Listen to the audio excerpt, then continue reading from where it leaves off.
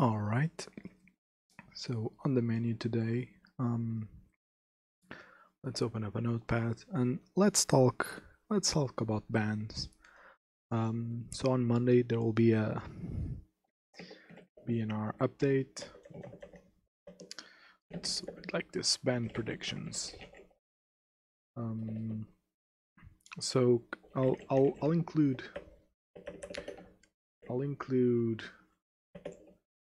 Euro here just because it's confirmed, right?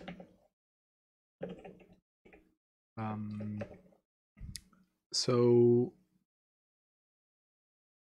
I think that because of the announcement they made, there'll be lots of well, there'll be more than one thing. There'll be more than Euro getting the sweet hammer.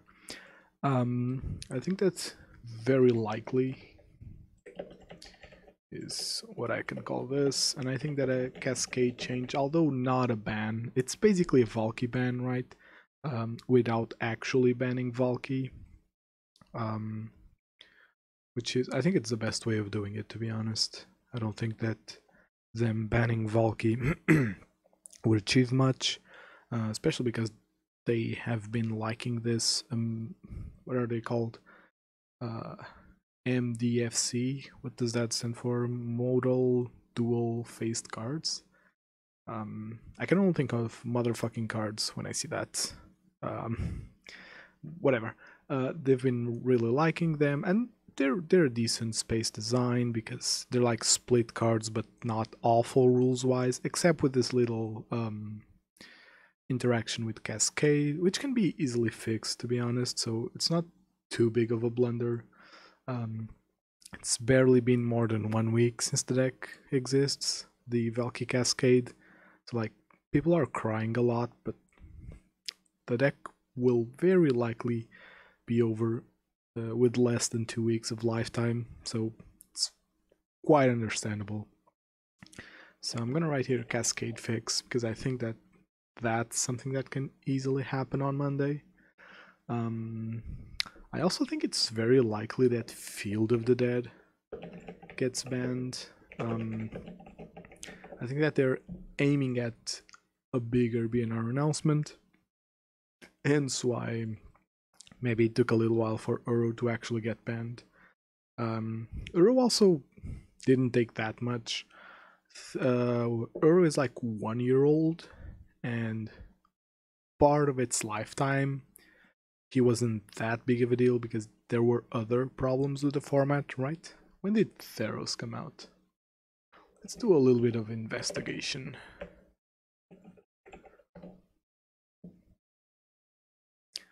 I'll do this on screen.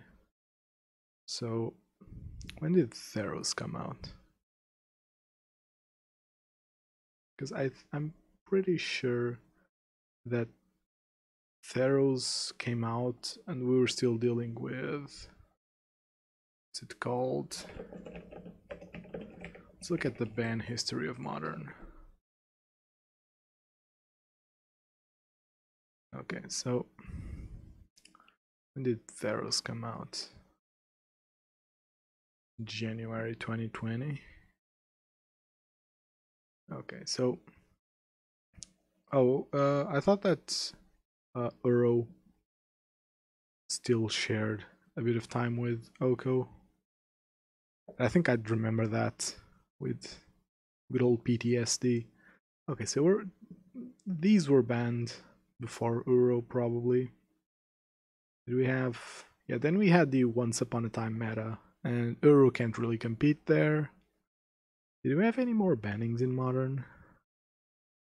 Yeah, and then we had the Astrolabe meta, which was also hard to compete with. Well, no, actually, oh yeah, the snow decks were really good with Uro. That was a thing. So Uro dominated, but the problem was clearly Astrolabe, let's be real. I don't think anyone doubts that. Astrolabe fixes your mana for basically free while cantripping. By the way, I think that Astrolabe was a very interesting printing because the same effect for 2 mana existed, and yet it saw 0 play, so pushing it down to 1 mana, making it snow, might have been a bit too pushed, but like probably not, because actually fetching a basic could be problematic. But then again, Astrolabe does fix your mana, so fetching the basic corrects itself with the card. But either way, I think that it was an interesting printing. Ended up being too strong, but I think it's fine to experiment with those card designs. And then after the Astrolabe ban, Uro still dominated. Yeah, so a little bit less so because people were trying new things. Also, Zendikar came out. July, M20. Did M21 bring anything interesting? Wait. Oh yeah, Ikoria happened, which was a thing. Like, we're missing here in the band history, we're missing the commander, the companion. Yeah. So we're missing the companion change, which was between Once Upon a Time and Astrolabe. So Uro also didn't dominate until then. When were companions changed, by the way? Pretty sure that they were changed June 1st. Is this it? Yeah, June 1st.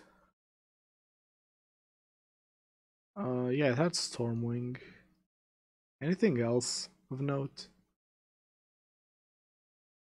This is the fairy set, right? Which was kinda not great. I mean, Frantic Inventory is... No, Sprite Dragon was in Ikoria. I know that because it has a Godzilla alternate art. Is there anything good here? Like, honest question. Ghoul was interesting, but ended up not seeing play. I think that Village Rites is really underplayed. This card's insane. Like, this card's really good. It's an instant, meaning that you can save your creatures with it. Incinerator, but... Oh, it was the Goblin meta. Okay, so M21 came, and we had the Goblin meta because of Snoop. Remember when Snoop came and people were crying that one of the goblins needed a ban? Those were the days.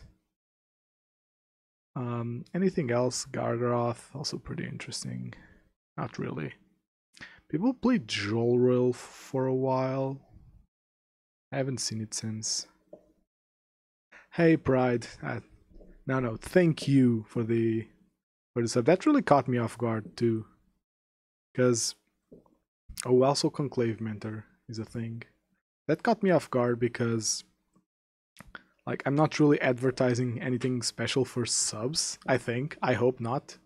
Because I did plan to make a sideboard guide for subs, but I don't know, that feels kind of cheap.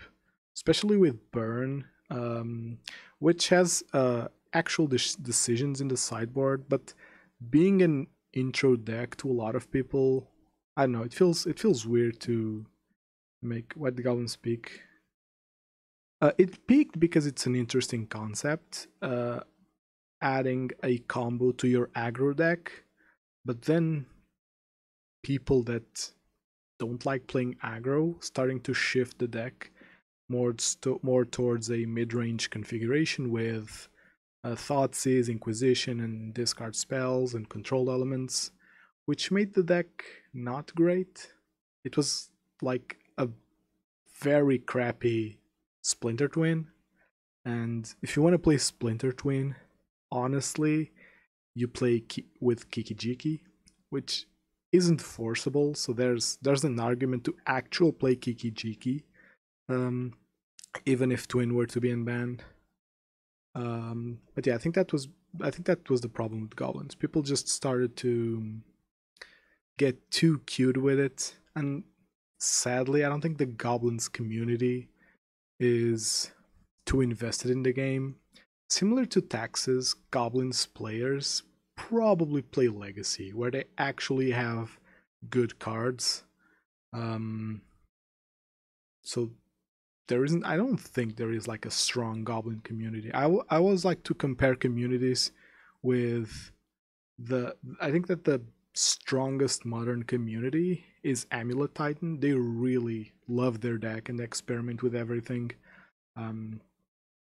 Which is actually, I think, like, I'll try, I want to talk about this some other time, maybe in a proper video, but the reason that Once Upon a Time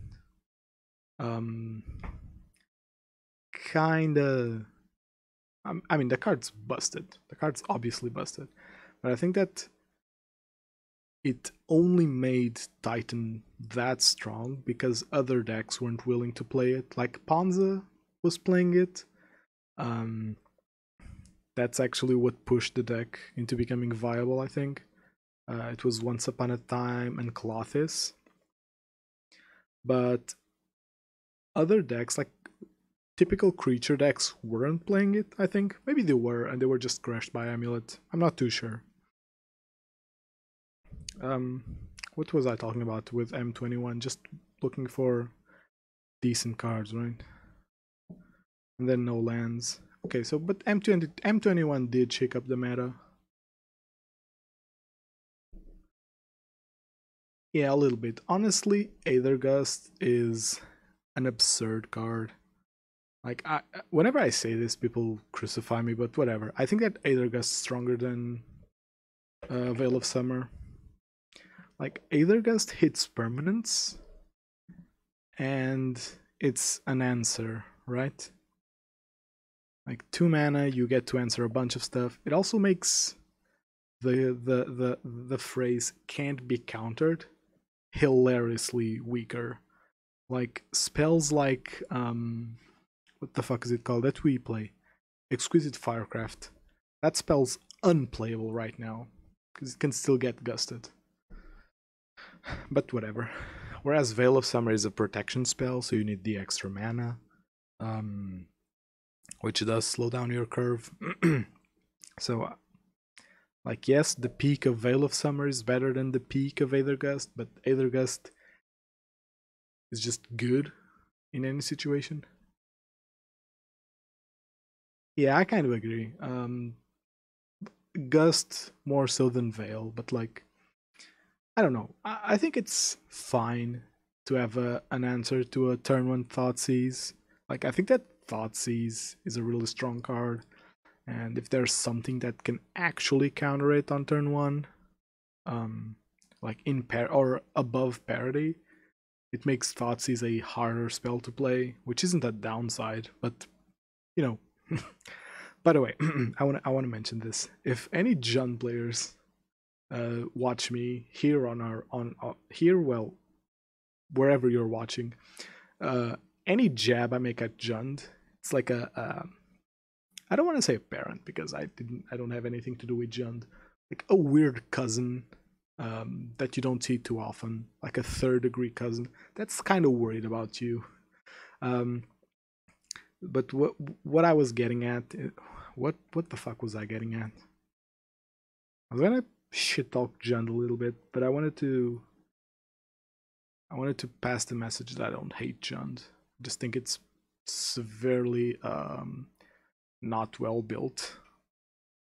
What was it? It was about the Veil of Summer, Thoughtseize. I don't know.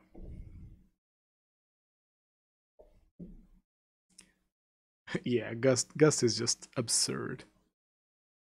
Gust is just absurd. Oh, I know what I was gonna say. If you're a Jund player and your opponent that's playing a creature deck goes turn 1, land, go, and you try to Thoughtseize them, that's your problem. Like, you're not playing optimally. And I do think that if they're playing Veil of Summer and they slow down their curve because of it, it's a decent trade-off. It's a balanced trade-off.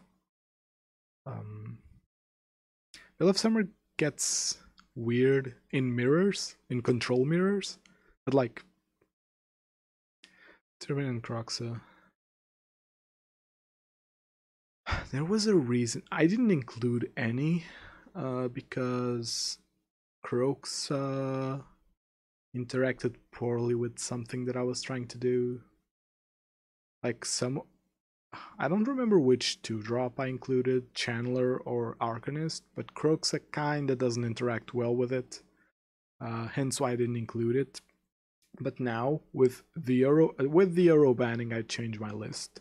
I think that Croxa now becomes better because if there isn't that much graveyard hate because of no Euro, Croxa gets better. Croxa.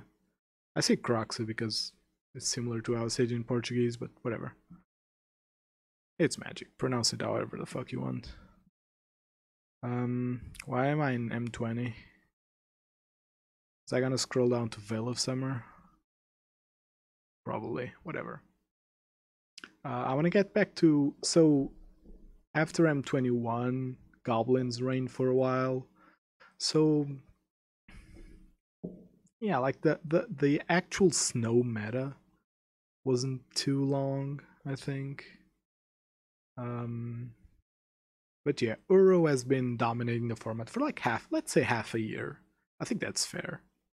Because we went from the Once Upon a Time meta into the Companion meta, into the Goblin meta, into the Snow meta. And ever since then, Uro has been a proper strong card. And yeah, like half a year and it gets banned. Like Uro itself, like it's obviously it's a good card, but I wouldn't call it bannable, to be honest. Like I wouldn't ban Uro before I ban Field or even Mystic Sanctuary. Those two are problems. I think that without those, Uro might be a bit fairer. Well, the card isn't fair by nature, but Uro might be like okay-er in the format. Still, they announced that they were going to ban Uro. Coming back to our task at hand, if they're banning Uro, I think they're banning Field of the Dead. And I think that's all I'll include in my very likely section. So let's make a likely section. Like stuff that I think that I wouldn't be surprised if they get banned, but I'm not really assuming that they're gonna get banned, so I think I'll include Mystic Sanctuary here. I'll also include Simian Spirit Guide. And here is why. Ever since Neoform, Simian Spirit Guide has been a part of the most problematic combo deck. So, a Neoform stayed good for a while. Well, not good. Well, it was good with Once Upon a Time. Not great, let's say that. But Simian Spirit Guide does enable the deck to actually work. It also enables Belcher, Oops All Spells, and now Valki and Trickery decks. So I think that Simian Spirit Guide just pushes most combo decks like a turn or two earlier, which is super toxic. Yeah, that's the thing about Teferi. It isn't strong enough to actually get banned. It's just annoying. So I don't think that Teferi ever gets banned, to be honest. Which, you know, it's kind of sad because the card is annoying. But then again, a lot of games can be won because the opponent just casts a Teferi and it doesn't impact the board enough. Like, an opponent casting a Teferi into a board with haste creatures is notoriously bad. Like, it kinda delays the opponent, but doesn't really change that much. But whatever. And honestly, I think these are the only things that I would ever consider banning right now. Like, let me actually look at the meta. We open Goldfish. The numbers aren't great, but yeah, people that I'm looking at deck lists who have Omnath. So Omnath might get a ban sometime. The card's really absurd. Not now. I don't think that without Uro, the... Yeah, that's true, that's true. Teferi being asymmetrical in what it does is kind of annoying. I think that the way to properly make Teferi would be to swap the plus and the static ability, because the biggest issue that I think people have with Teferi is that they can't kill him when he comes down. Yeah, it's just obnoxious. Moon. Yeah, the fact that you can't really play Moon in any shell is relevant, makes it a more balanced card. And same with Chalice. Same with Chalice for sure. Even though I think Chalice is more obnoxious than Moon. But yeah, prison cards should be symmetric. That's very true. Okay, so looking at the meta, by the way. Guess I can look at the meta here. Prowess. Anyone that says that Prowess should get a ban is just bad at the game. I've seen people advocating for a Lava Dart ban, which is just bonkers, and a Swiftspear ban, which is also kind of funny, to be honest. Just run removal, guys. Seriously. This matchup is hilariously easy for any deck that runs enough removal. Seriously. What else? Hammer Time. Like, I don't think Hammer Time. Why is Hammer Time that good? Because it's fast, right? It's kind of like Prowess, where the deck is just fast. And yeah, I don't know, for some reason people don't respect creatures enough, which is funny considering a lot of decks run creatures as their game plan, and still you look at shit like let's look at Omnath actually. Like, it plays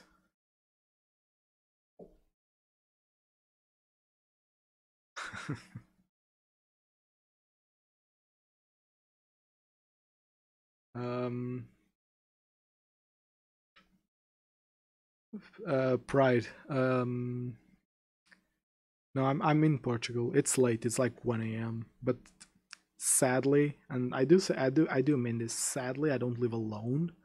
I live with my parents, so I kind of have to plan my schedule around them not being up. So yeah, that really sucks. Sorry about that, but it is what it is. At least right now. Like, fingers crossed I get to move out eventually, but for now, like for the next couple of months at least, this is how it's gonna go. So sorry about that, Ion. Yeah, I think that anyone that thinks Prowess needs a ban is just delusional.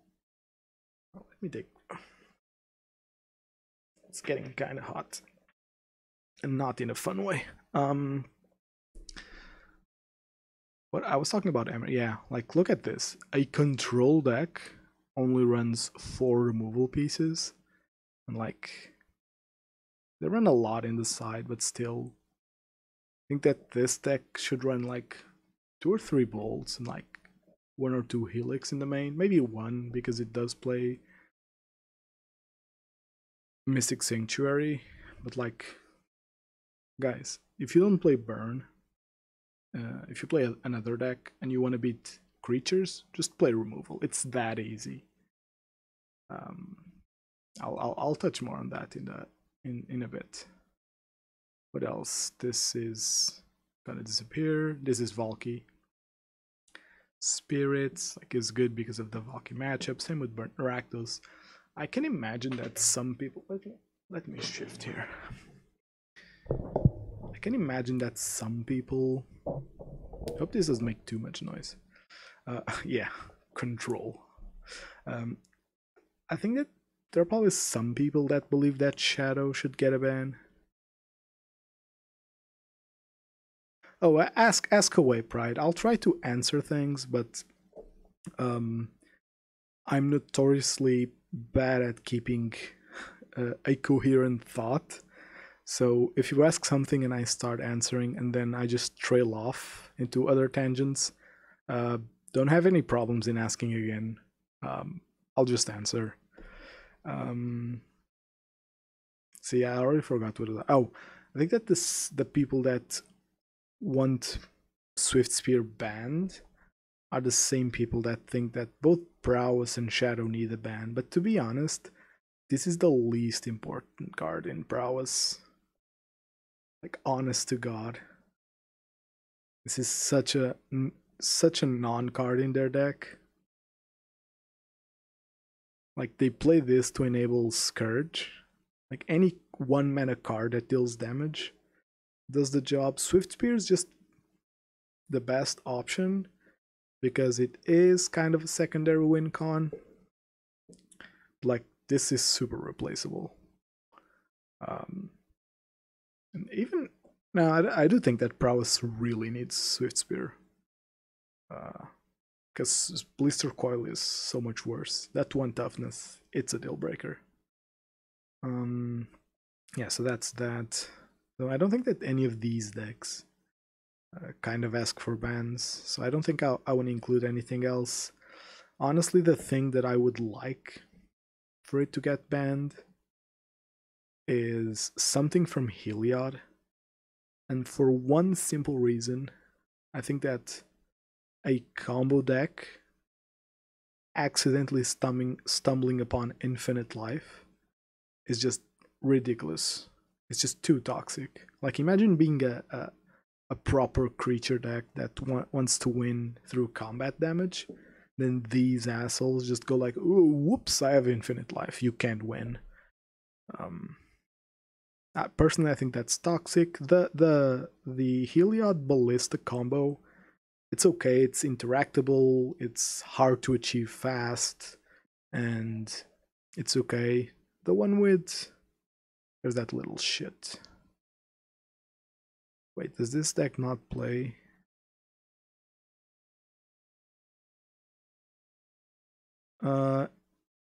Yeah, that's why the deck like is not only not popular,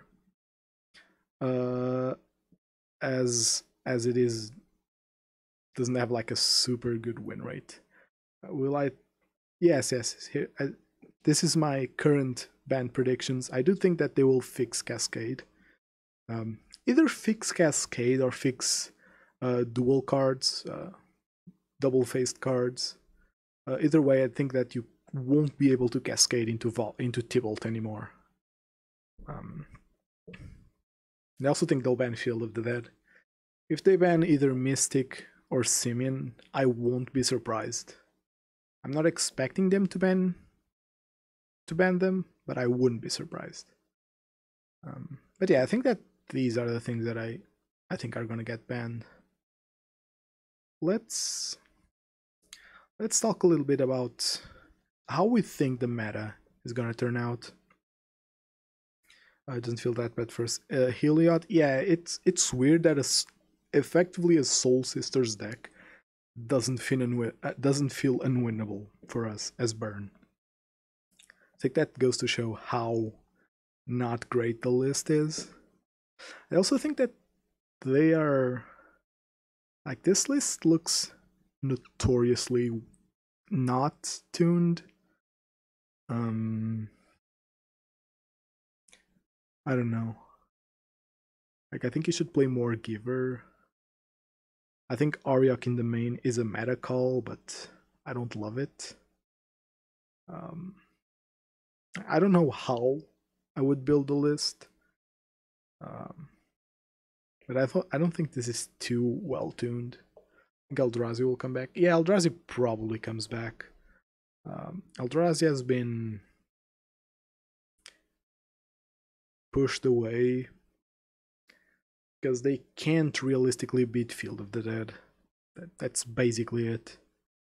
Same with Bonza, I think. Bonza can't realistically beat Aethergust decks, so Because again, Aethergust hitting permanents is just ridiculous. But oh well. So let's look at what we think the meta will look like.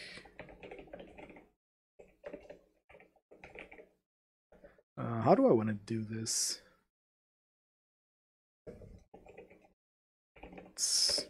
Let's call them good decks, I guess. I don't want to separate it by tiers, because to be honest, tiers, like the way tiers work, is also influenced by popularity, which I think is a really crappy metric. Like shit, like I don't know, like burn.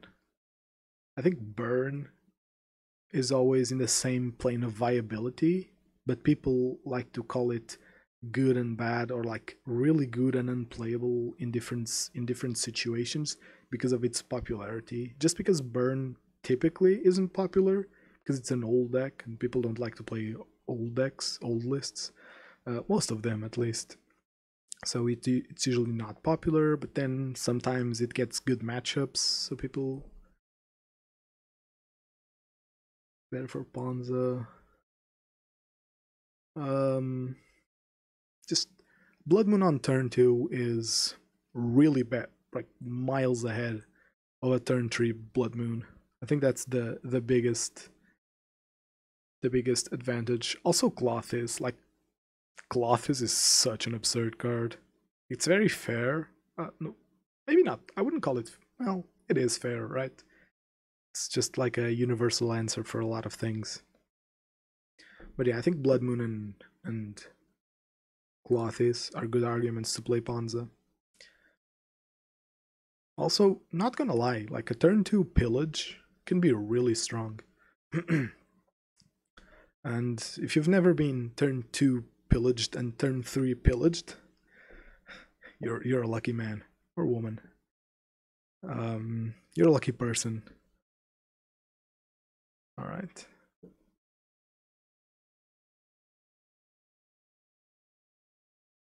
Yeah, Burn's eternal, basically. I've been playing Burn for 2 years, so I started playing Burn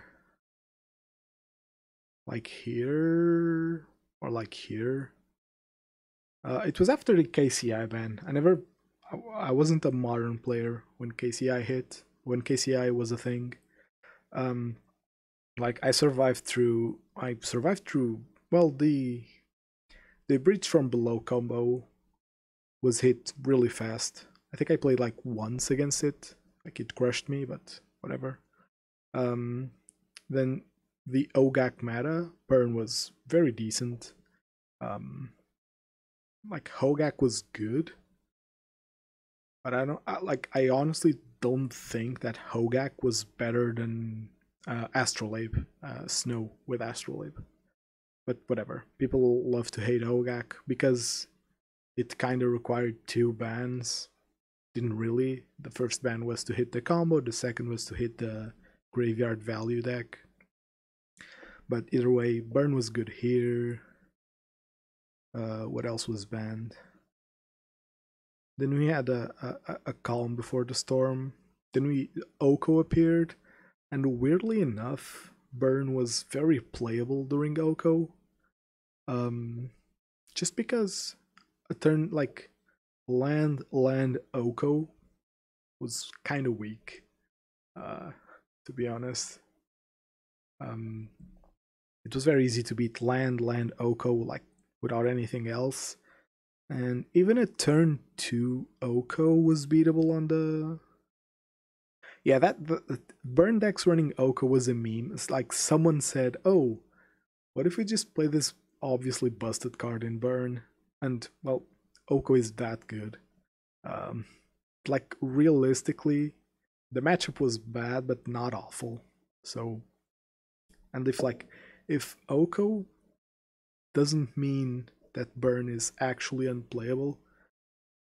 No, it was bad, but like it was winnable, right? That's my point. Like ad nauseam, feels unwinnable for us because of the enchantment. Oko was winnable. I honestly think that Oko was winnable. What else? Once Upon a Time, Titan was also winnable. Like, yes, they were more consistent, so less winnable, but still, they're a combo deck. We're a fast deck. Gonna beat them sometimes.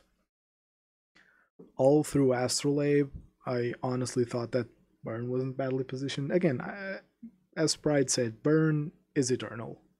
The deck is always at least decent, and if you put the hours in, you can win games with it. What else?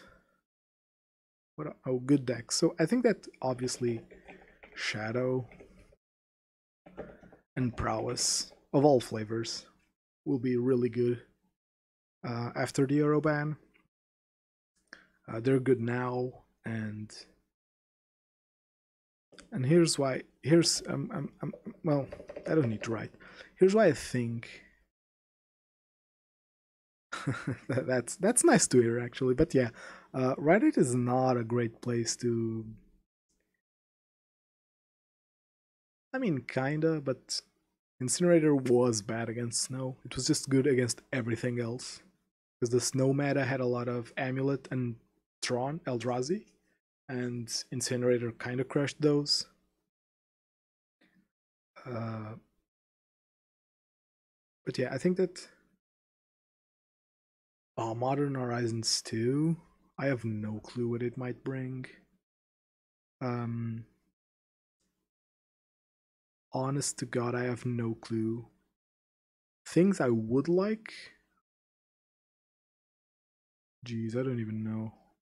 I think Chain Lightning would be too good for the format. Like, yeah, it's a red man's wet dream, but I think it would be too good.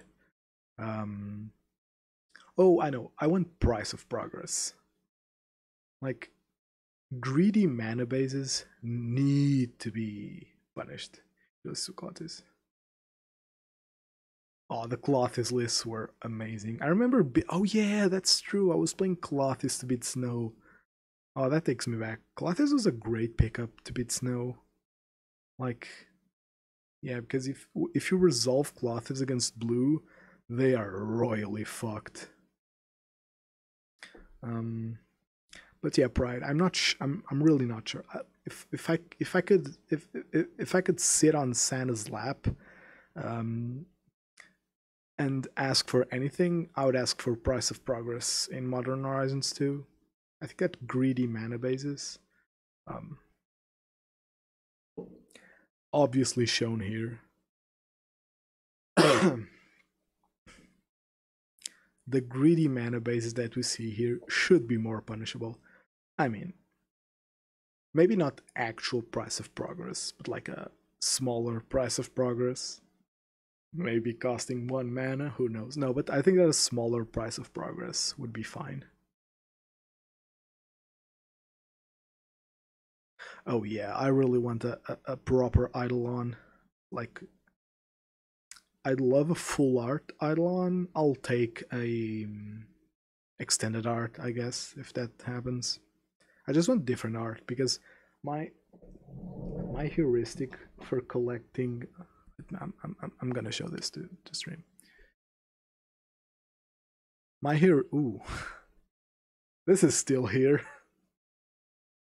Did anyone miss the beginning of last stream? Go check it out. All right. The new one? Oh, the new Swiftspear. Okay, I guess it's like you either hate it or you love it. It's like it's a very candy caney art, if you can call it that. But I think that the let me just pull it up.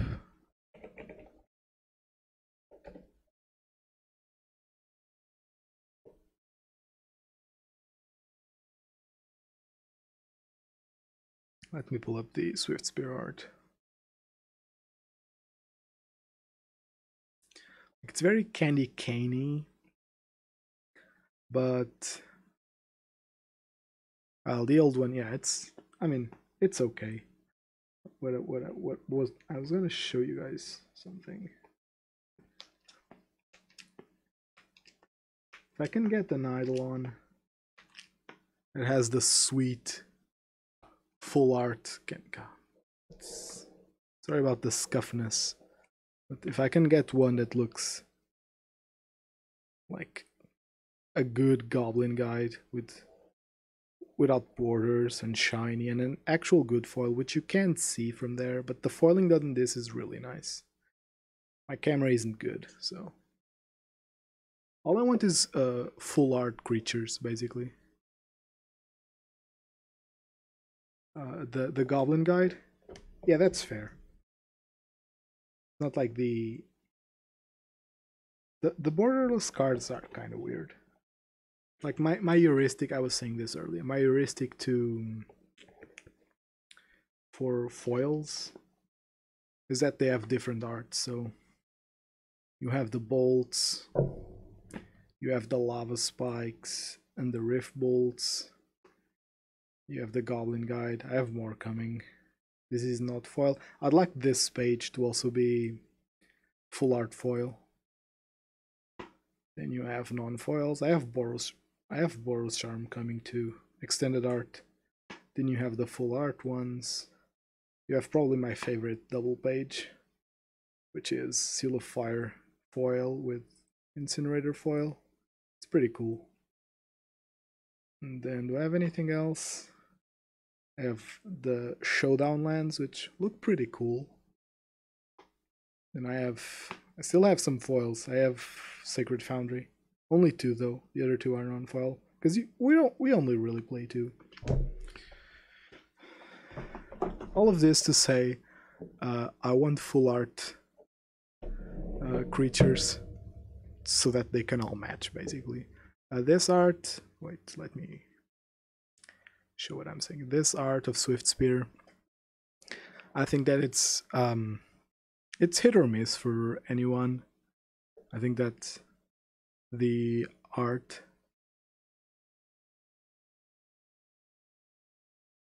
oh, I see what you mean. Yeah, because this art style is kind of different, I guess. I don't know. It's just creepy enough for me to like it. Like the way the face is drawn is kind of creepy, so I like it.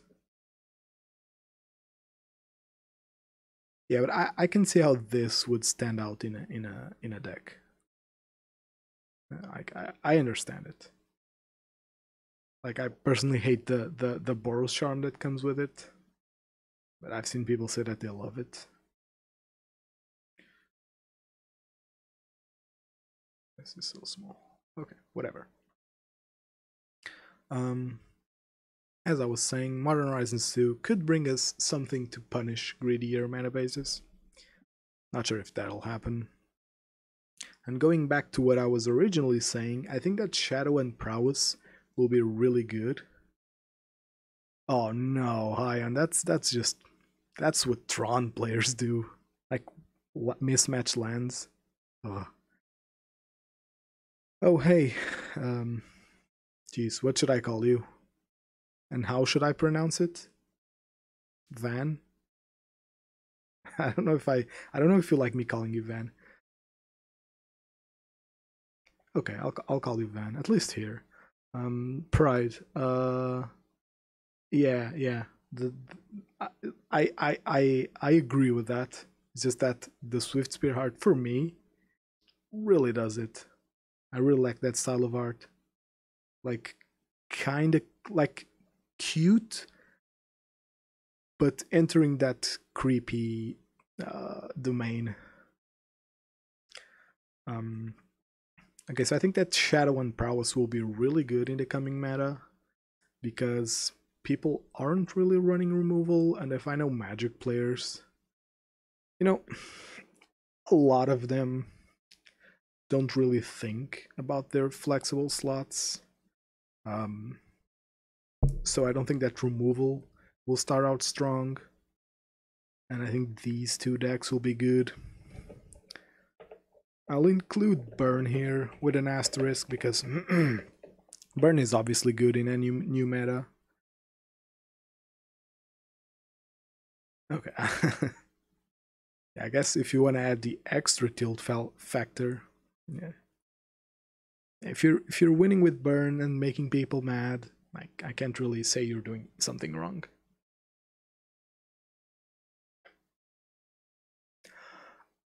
Oh yeah. I wouldn't buy secret layers. Secret layers aren't for me. Like, if you saw my little burn binder, everything's matched except for Goblin Guides, but I have the other ones coming in. Everything's matched. I wouldn't buy singles just to have one. It's all or nothing for me. I'm including Burn here because Burn's obviously good in new metas, and I don't know. I haven't felt Burn being bad in a long time, so I'll include it. Call it a bias, call it what you will. What else? Maybe we can separate archetypes here. Let's say aggro. Do we think that humans is gonna make a comeback? I do think that people will look at their pet decks and try to bring them back. So any tribe is probably gonna be decent for a while. Again, tribal decks really have a hard time against Uro and Field. By the way, this meta thing is assuming that Uro is gonna get banned. Assuming that Field and Cascade get fixed. If Field doesn't get banned, I don't think Tribal makes the cut. If Cascade doesn't get fixed, well, you're either playing Cascade or you're losing. But yeah, I do think that tribes are going to be good for a while. What else do we have? I mean, I guess in the same sense that Shadow and Prowess are good, I think Hammer is going to be good. You wish you could play Spirits? I can't enjoy the Spirits list. I guess I haven't seen it in a while, but I don't know. Like, in theory, I love Tribal, but in practice, I kind of don't. Some Storm version. The issue I have with Storm is that Storm has like bad matchups against both of these because they play Lightning Bolt, and tribal decks usually have enough disruption to stop Storm. So I don't think that Storm is going to make the at least in the beginning. I think that's fair to say.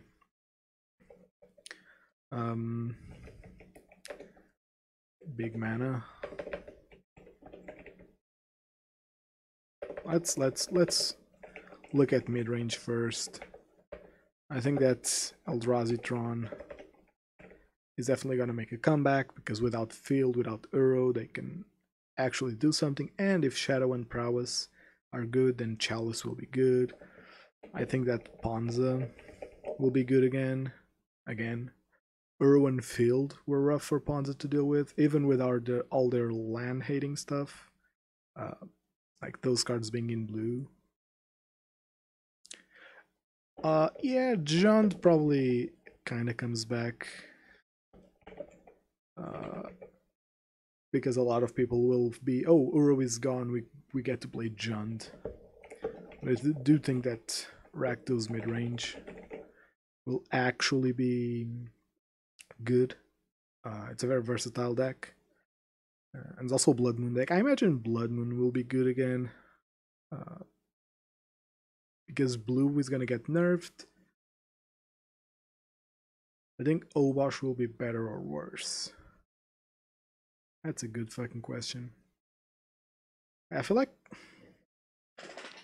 I don't see too much Obosh. Like, Obosh is a good grindy deck. Like, Obosh is really strong, depending on what version you're playing, but the deck's really good. It probably, yeah, I think mid-range is just gonna see like a big burst in versatility.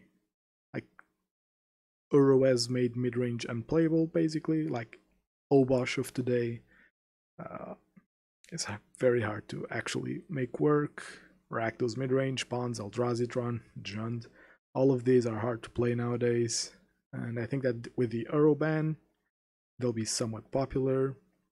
And also these decks, like most of them have good matchups against these aggro decks. So that will be a nice answer. Big mana. I do think that traditional green Tron is dying because Cleansing Wildfire is just too good against them. And red is a very popular color in Modern, so it's going to be very easy to always include a couple of copies of those. And Cleansing Wildfire hitting them before they actually get to Tron is big. Almost as big as their mana. I think that Titan will come back strong. I don't think there are any other big mana decks. Correct me if I'm wrong. I'm gonna call Dredge combo, which it isn't. Like Dredge is. It's gonna sound weird, but both Dredge and Mill are very similar to Burn in the sense that they're critical mass decks, which means that they just do their thing very consistently. But I'm gonna include it in combo here. New Titan art, it's sick. It's so sick. I don't know. I like metal, so any art that resembles the genre, I'm just down. Bang.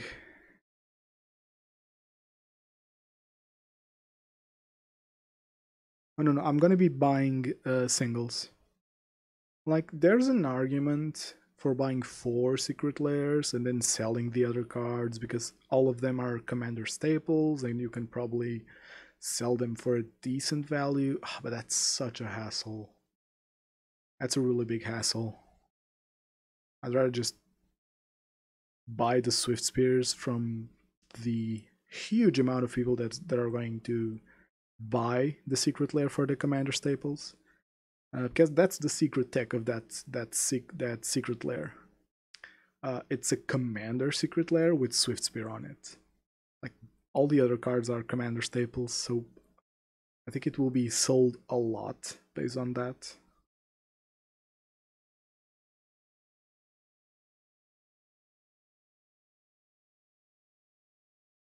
I don't know. I think buying 4 is way too expensive. Even though, like, if you can buy 4 and sell the cards like easily, it's not a bad move. I personally just think it's too much of a hassle. It can be.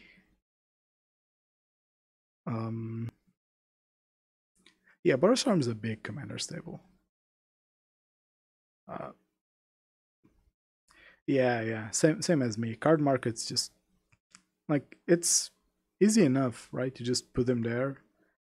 But if you actually want to sell them, you kind of need to be on top of things and make them just a bit cheaper than the cheapest copy, or price it. I don't know. I just think it's too much of a hassle. Because, like, in the end, and no joke, like, it costs 45 euros for a secret layer. Like, Heliod probably goes out for 10-15. Same as the Angel. And then you could probably sell Boros Charm and Revel Master, or like just Revel Master for a couple, and you'd get Swiftspear and Boros Charm for very little. I don't know. Like that takes work. That takes time. And they do say time is money. I value my time, I guess. Yeah, it's such a joke. If you want a smooth experience, just wait until they drop and try to snatch a playset by then. It might be not that cheap. I'm assuming like each Swiftspear of those probably costs like 10 to 15 euro. But I think that a playset will be at around 50. I think it's fair for a super premium card. So whatever. I'll get them for sure. So I'm including Dredge in combo, like coming back to my meta prediction list, because I do think that Dredge is gonna come back. Like Graveyard Hate, probably gonna die down a bit, so Dredge can become a thing again. What else? In terms of combo, Oops probably comes back too, because yeah, I guess we can count Heliod here. Yeah, I think those are the combo decks that will see some game. I don't think that Storm can do it in like a Shadow Prowess meta. Ad Nauseam, like how is the Ad Nauseam matchup against Shadow? Probably horrible, right? They play Thoughtseize, and it's probably horrible against Hammer because they do have the Infect win. They are fast as fuck. Probably awful against Tribe. So, like, based on my aggro prediction, I don't think that Ad Nauseam will be doing things. Ad Nauseam's really good into control, weirdly enough, because they can play Veil of Summer and just wait, and into non-black mid-range. So whenever Tron and Panza are good, Ad Nauseam's good. Ooh, maybe not. Panza has Moon. Sheesh, I don't know. Maybe when the aggro matchups line well with Ad Nauseam, it's when it's at its best. Not sure. By the way, I'm not an Ad Nauseam player, so kind of talking out of my ass here. And then Control. Control's the interesting part, right? I think that Jeskai Fires could be a thing, simply because the fires plus the land flagstones is actually decent at doing things. I think that Dimir Control is also going to be good. And ooh, I forgot to talk about this. Do you think there are going to be any unbans? We'll get there. I think that Jeskai and Dimir are good colors to go by. And I do think that... Do I think that? Nah, I don't think that blue-green survives. I think that Quaddle is good enough to carry the color combo now that we have dual snowlands. But I think that people will also kind of drop the color combo.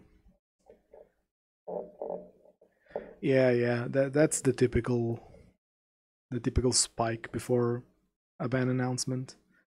I think that Azorius is definitely coming back. Like, clean lists have existed for a while. So yeah, this is the meta that I'm looking at post-ban, which is really wide.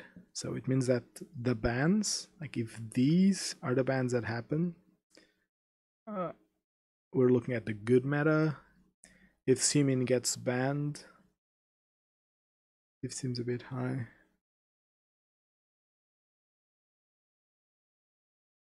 Oh, that's really fucking low. What? Under 20 for the whole playset? Wait.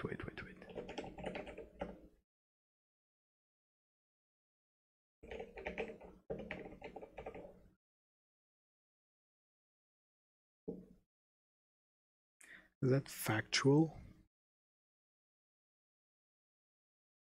Yes. Well, yeah, it's like 5. The thing about Pithing Needle is that it's a sideboard card. So I do think that Swifty will be a bit more expensive.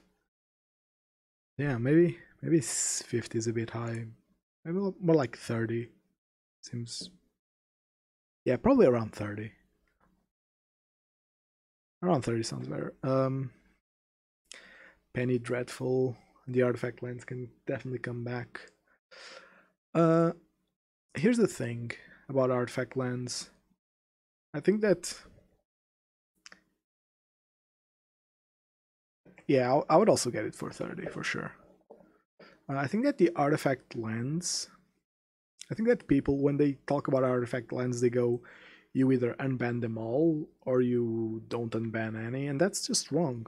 You can just unban like one or two. Because hammer time is a thing, maybe don't unban the white. Like, I think that right now, with Uro getting banned, I think that green is a bad color to play in Urza. So I think you can safely unban the green artifact land. Like, yeah, I think that the green artifact land, which I don't know the name of, and I honestly don't care, is a safe ban. Black and red play really well with Urza, so I wouldn't be too sure. Blue plays Urza. Well, I think that the blue one is just a bit too good because it makes the Urza constructs really strong. And I think there's too much synergy there. And the white one, hooray for Scales. Yeah, I guess. Scales is mostly unplayable right now. Ooh, god no. Ayavugan is probably the strongest card in the ban list. Probably, like, not even joking. The new Swiftspear art looks bad for Shadow. You say that, but I've seen Shadow players thinking it looks cool. Let's hope. I'm also gonna state this. I think that Twin, Splinter Twin, I guess, could be unbanned at any moment. The card is really not something that should be banned at this point. As I said earlier, I do think that if you want to play Twin, you can do it already. And not only can you do it already, it might actually be better than actual Twin because it dodges Force of Negation, which is a relevant argument. Yeah, I think Twin and the green artifact land are things that could come off the ban list on Monday. More so Splinter Twin. Like, I honestly imagine Splinter Twin being unbanned finally. Because I don't think it's too oppressive. I could be wrong, but I don't think it's too oppressive. And I think that people would kind of love it. And with this new ban model that they can just ban at any time, I think that it's reasonable, like, for them to try things. Yeah, this is my... this absolutely scripted, by the way. Obviously planned. Fits the entire screen, no more, no less. Yeah, these are my predictions. I think Cascade is gonna get fixed for sure. I think Field is very likely to be banned.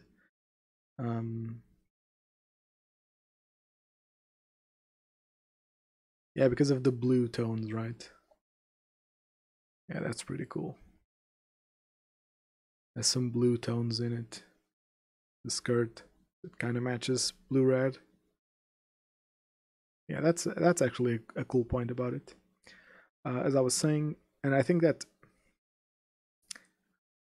I don't want to say likely here because I don't think they'll happen. I want to say possible.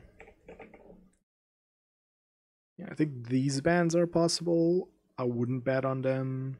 I wouldn't be sad if they happen, but I wouldn't bet on them. Unbans, maybe. I think that Splinter Twin could safely get unbanned. The new, I also like them. I also think they're kind of hit or miss. Like, I can see people just not liking them. because of the weird border. I do like them. I would get some if I didn't have other things that I'm prioritizing. But yeah. And then the meta, I think that aggro will have this split. Obviously with Burn, Prowess, and Shadow, red continues to be a good aggro color. Hammer has no reason of slowing down, and Tribes, just because the field ban makes Tribes better. Then mid-range, also on the back of field getting banned, probably gets split a lot, and Uro too. So Tron becomes better, Ponza 2, Jund and Rakdos mid-range become playable, and I included Obosh, because I do think that Obosh is different enough from Ponza. Like, I think Obosh is slightly lower power, but it grinds better than Ponza. Titan probably comes back, the deck is just good, it's just being gate capped by Aethergust, I guess. And then combo, Dredge, Oops, and Heliod probably all get played. And then control, I think these three color combos will be the most played. Because Jeskai Fires was already played, so was Dimir, and with Uro getting banned, I think traditional control actually becomes control and plays Azorius. Yeah, but they don't care. They care, but like, Titan losing field doesn't make it unplayable, doesn't even make it bad, just makes it worst, slightly worst, against the really grindy decks, which is fine. Titan is explosive, doesn't get to be grindy. That's the trade-off you get for explosiveness, in my opinion. Okay, so this was fun. Let's put this aside. We can close all of these. Even if I just yeah, that's a good point. Let me look at Arid Mesa. You mentioned Arid Mesa. Oh, that looks sick. Oh, that's actually so much better than original Arid Mesa. I also really like the Secret Lair fetch lands. The Arid Mesa Secret Lair, it's really cool. This one, I really like it. Actually, the Secret Lair lands all look really cool. Like this is gorgeous. This is gorgeous. This is so sick. This one's cool. Like this one is probably the worst, but it's from Seb, so like the actual art has this cool style to it. And then Verdant Catacombs are just insane. I really like those. But I don't own any Zendikar fetches, but I'll probably get them from Horizons too. Looking like a Pokemon land is not a downside. Looks cool. I don't know, I hate regular Arid Mesa. It just looks weird. I don't know. Different tastes, I guess. Alright, it's time to duel. Playing Burn. Good old Burn. Let's look at options. Let's look at options here. Let's look at our options. Alright. So I think that the main list stays the same. Still need to beat creature decks, I need to beat Uro. I don't want to lose to the mirror. Then in the side, I need to beat Leyline. When do I think that sideboarding bridge is necessary? Ooh, that's a tough question. Something I've learned, like boarding bridge was a cool tech way back then, but something I've learned is that because of cards like Karn and when it's good Urza, an Eldrazi Tron. Everyone has artifact answers, and a lot of them are flexible enough to bring in against us. Like the decks you'd want, bridge in are Eldrazi Tron, which actually can't beat it, which is quite fun. And then you have Amulet, which they can beat because they can just sideboard one of their Reclamation Sages. Shadow, they can play Kolaghan's Command. And same with Ponza, they can play Pillage. So unfortunately, Pride, I think that Bridge isn't a good burn card anymore.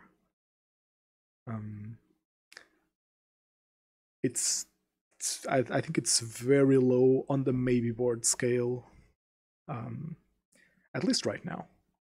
I also never cast it. I've never cast a single bridge, so maybe I'm just wrong. That's a possibility. 3 Wear Tears are to look at. It is. Like, I hate this card. But burn is popular, so I can't go 3 colors in my mana base, and I need to beat Leyline. Like, that's a fact. It's the last time. Come on, guys. It's the last time this deck's gonna be legal. Well, not legal, but good. What else do I need? I'm really tempted to drop Hushbringer. I've seen Taxes and Spirits getting played. I still need to play Surgical because of Uro. Path does a lot of work. Hushbringer does a lot of work. I'm tempted to bring in Pithing Needle. The problem with Relic Warder is that I need my enchantment hate card needs to hit Valki, and playing a Relic Warder into a Tibalt is just bad because they get it back. That's the sad reality we are currently in. Like, I'm a known wear and tear hater. I hate playing this card. I'll avoid playing it whenever I can. I think that right now it's hard to run from.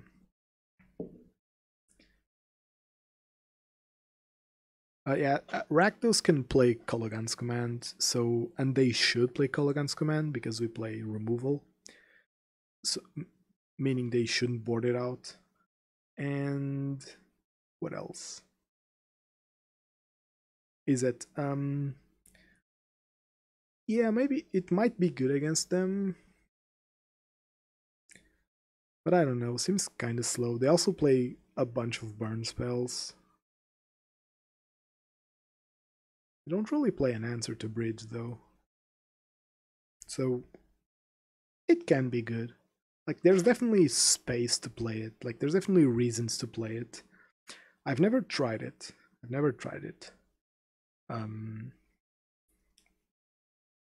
But let's see, maybe coming Monday, and the meta develops in a way that bridge is actually good. What did I have? Bridge might actually be good against hammer.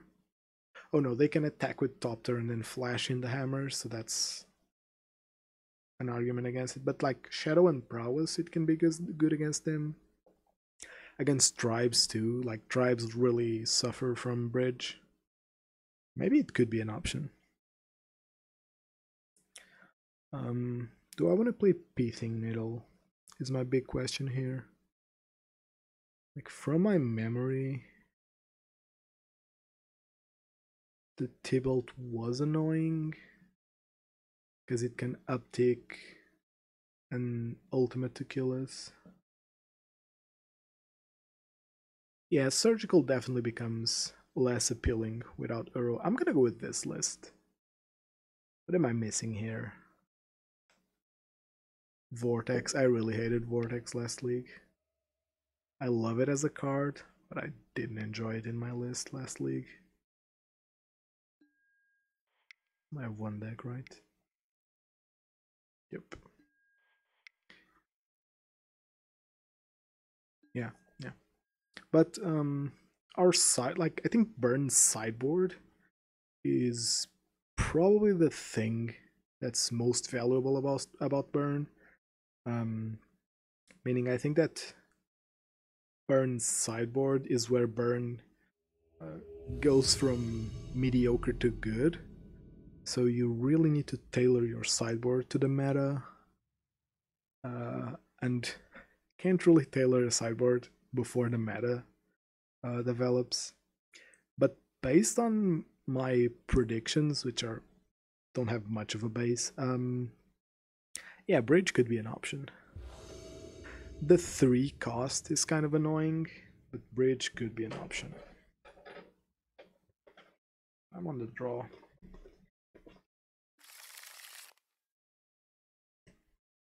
Ooh, good hand.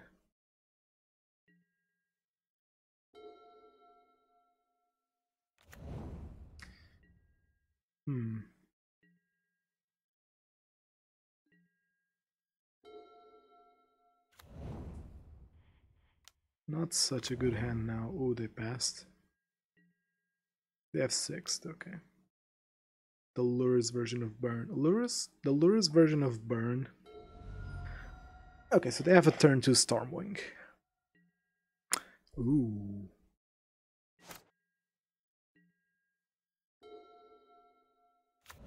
Ooh la la. The Lurrus version of Burn. Wait a minute, let me just clap this guy's cheeks. Yeah, this is why I never keep a one-lander. On the play, too. Too greedy, opponent, too greedy. What was I saying? Oh yeah, the Lurrus version of Burn. I think that the Lurrus version of Burn needs some very specific conditions to be good. It needs Vortex to be really strong. And Vortex is really strong in a grindy meta. It needs turn 1 removal to be really important. Because I'm assuming that when you say Lurrus version, you mean a version with Seal of Fire instead of Riftbolt. So you need Vortex to be good and Lurrus to be good, which implies grindy games. And you also need...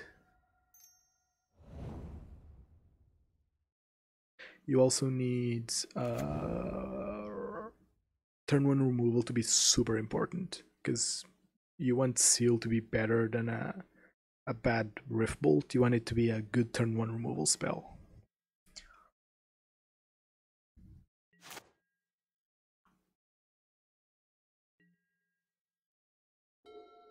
Do I win no matter what? I think I do, because this is a Boros Charm. He blocks here, obviously. So it's exactly lethal.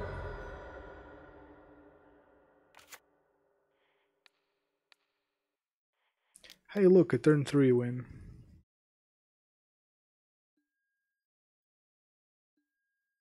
See how easy it is.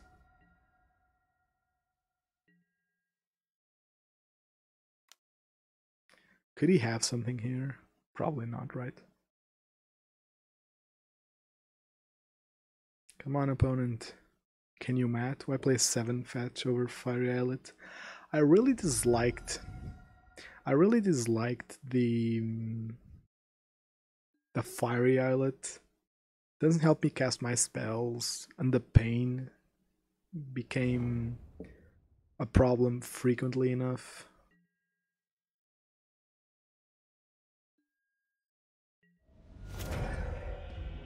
Alright. Ion, a full art lava spike. Oh, to be honest, the actual, well, either one of them, like the lightning bolt from GP with the border is awesome. The Goblin guide without the borders looks really sick too. I'd love some more. Like Skullcrack, Eidolon, and Skewer don't have a fancy art. I think that Skewer and Skullcrack will never get a fancy art. I think Eidolon might. Okay, so what do I want to take out here? Oh, someone here is like super into Prowess. Last challenge they were playing Dragon's Claw.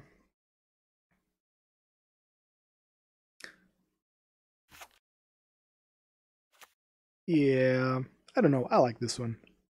To be honest, I like this one. I'd rather have Searing Blaze get a new full art. It's kind of bland. What do I want here? Probably Path. Am I playing Wear and Tear here? Yeah, I think so too. Especially like in person looks even better. Am I playing Wear and Tear here? Yeah, but it's not different art. I meant different, not fancy. This is definitely not fancy, it's just different. I'm taking Skullcrack for sure. Just thinking, do I want to play Wear and Tear? Or do I want to concede to Dragon's Claw?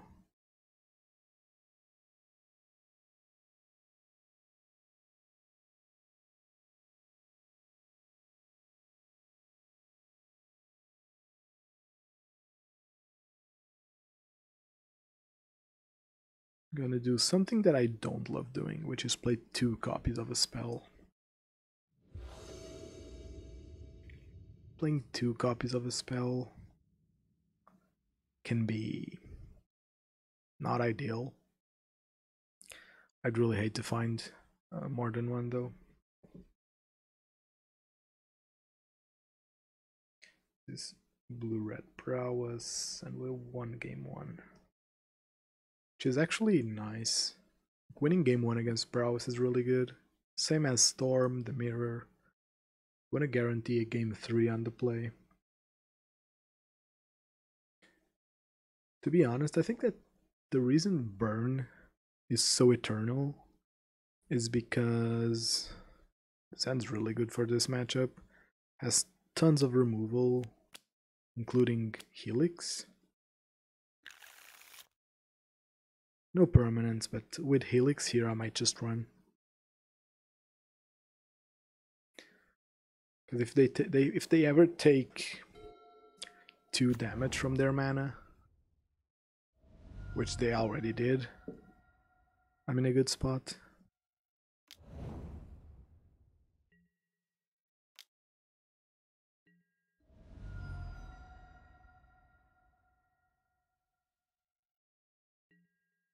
Ooh, and an Eidolon there. Okay, now real questions. Do I want to kill the Swiftspear to prey on the fact that they kept creature would light up the stage? Yep.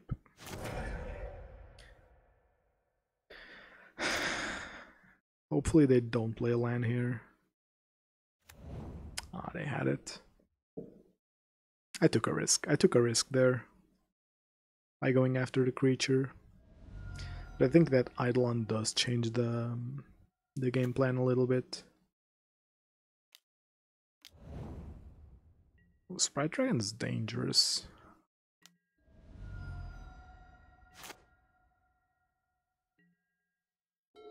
Sprite Dragon is actually dangerous.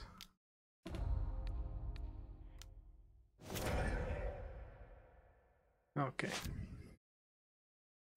Can start going face now. Jesus fuck.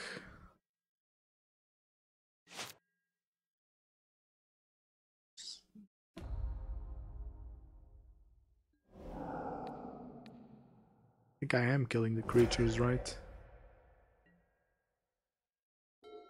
Well,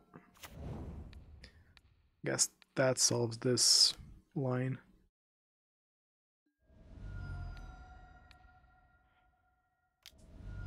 Okay, I'm feeling comfortable. I still have Eidolon.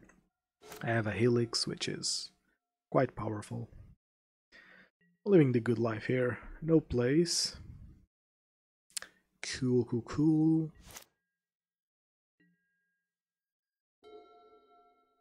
Ooh. I think I'm not shocking myself here. think that's too greedy.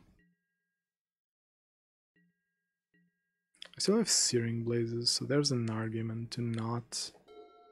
there's an argument to not play this land, but being a shock makes me want to play it. Is this a big burb? Probably. Into Stormwing.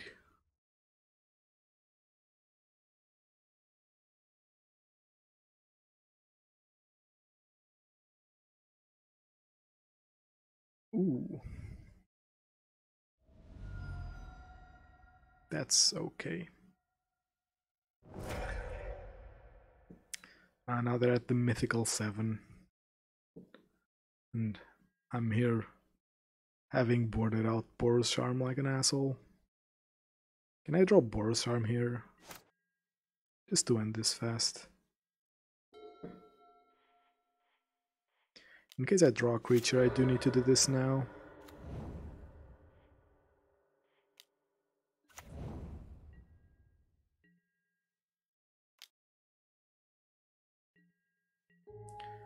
Okay, I think I need to shoot this now. In case they are running counter spells. Which they might be. They might be running counter spells. Now they need to deal with the guide, which they are. Most likely. I don't know. Oh. They're actually dealing with the guide like this. It's gotta be rough. Ooh. Ooh, awful draws coming in. We managed to pick up the win. Yeah, this matchup isn't really hard for Burn. They just play so much removal. As I said earlier, if you play removal, that matchup gets significantly easier.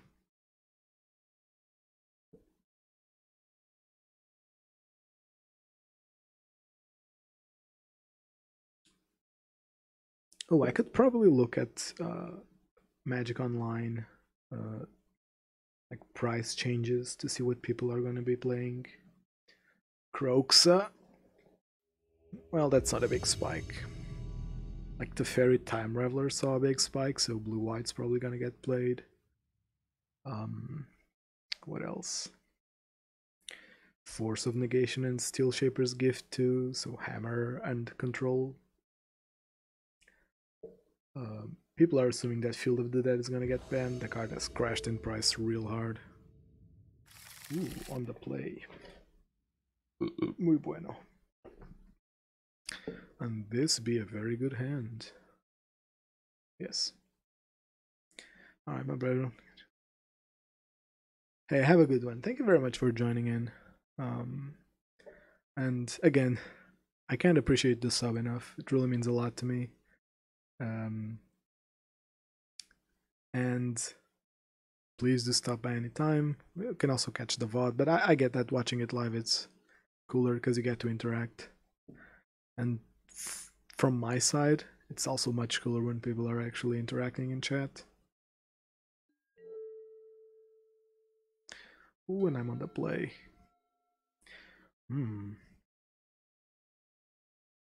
No info on the other side. This might be a bit risky. I think leading with Sunbaked is okay. I might want to shock myself here. If I need to guarantee the white. And with this hand, drawing a land isn't awful. Okay, what am I up against? What am I up against? Hopefully not Valki. Ooh. That's a Valki. That's a Valki for sure. Not a bad draw.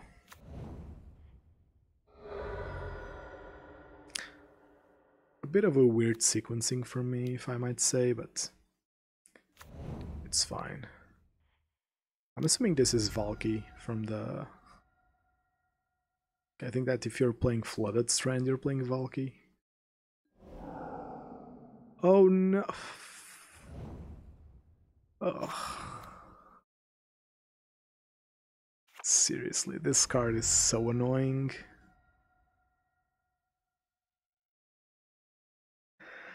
Fuck you, opponent. Fuck you.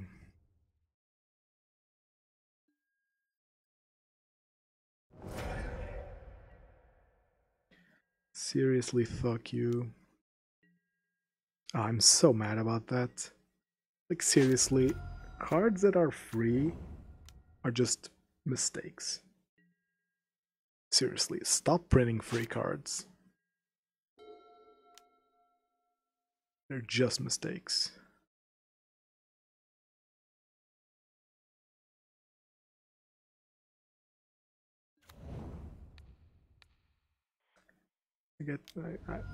Doesn't matter when I do this. I need to squeeze out damage, so it'd be so much lower. I had such a good hand.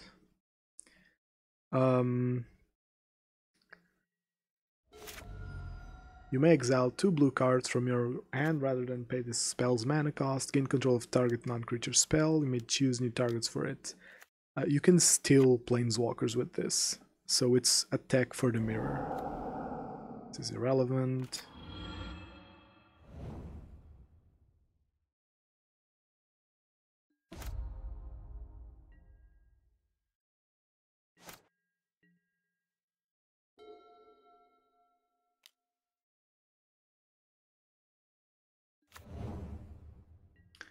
I'm actually gonna kill Tybalt here.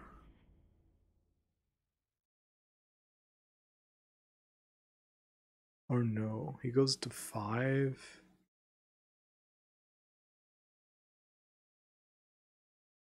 I don't like him being at 5. I don't like him being at 5 enough.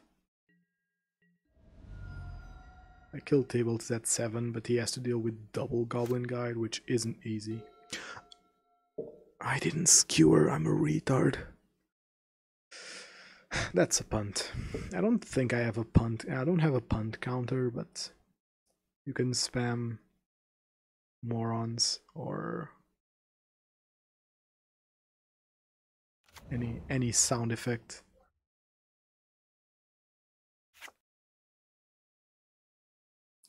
What the fuck?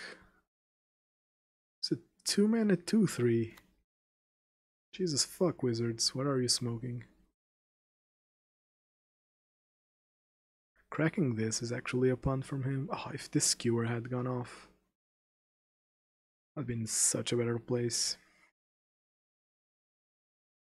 And this is 5-color Valki.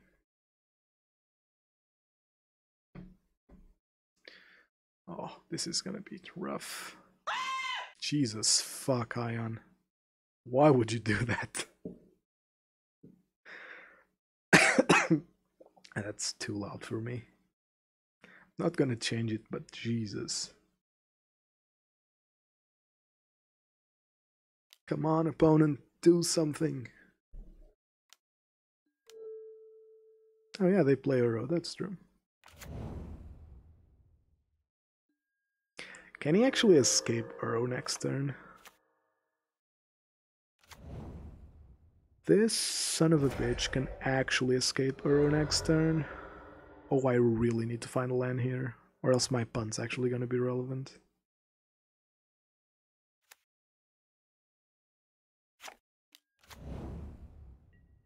Oh no. My punt actually became relevant. Maybe not.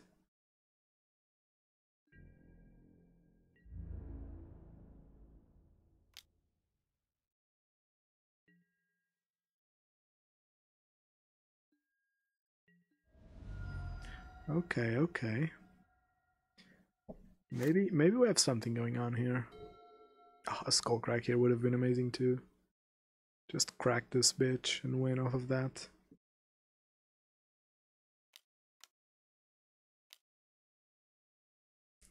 He has to play Uro here. Hopefully doesn't have mana to do anything.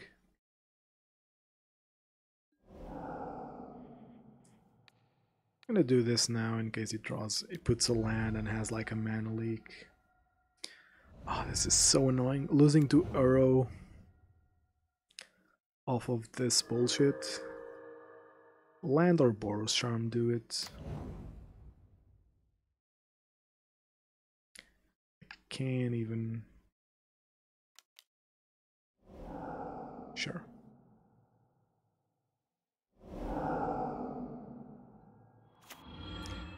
Can I please find a land? Can I please find a land? Can I please find a land? You do realize that I win this game if I don't punt my Skewer.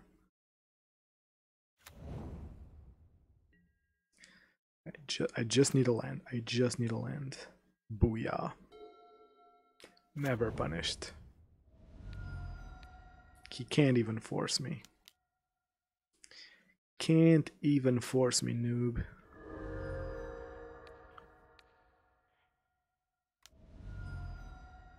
Cool. So here's the thing. Their deck is really weak to burn game 1. Their deck is not weak to burn game 2 and 3. I don't even know what package they're running from the side. It could be anything. Could be ley lines. Could be timely. It could be core. Oh, this is... Like, realistically, I need to bring all of this. Obviously, I can't bring all of this. What cards are bad? I don't like Helix because they get to steal my Helix.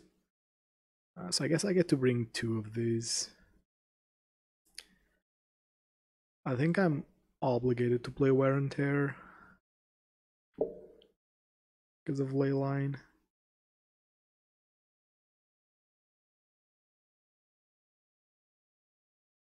think I am playing Needle to beat this matchup though. They played Teferi. I guess I can do this.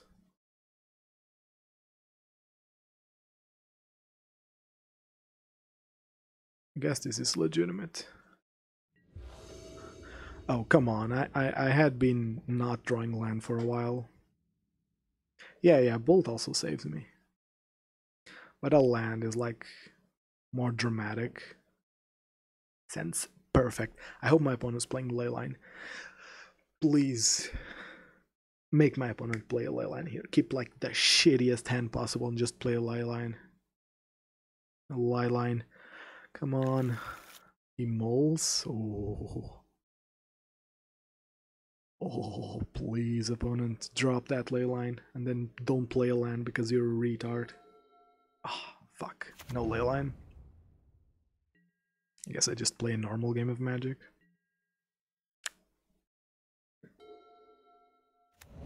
Useless draws for 500.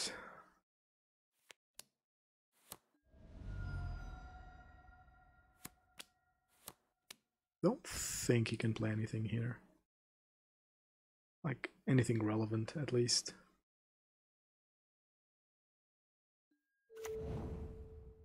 Okay.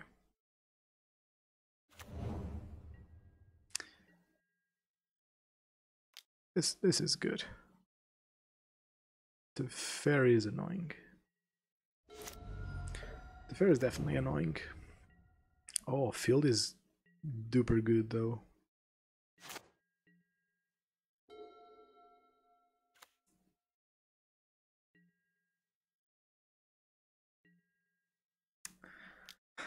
Fuck off.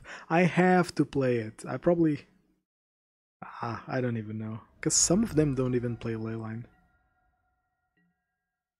You know what? No, this is a punt. I shouldn't bring it in until I do see Leyline.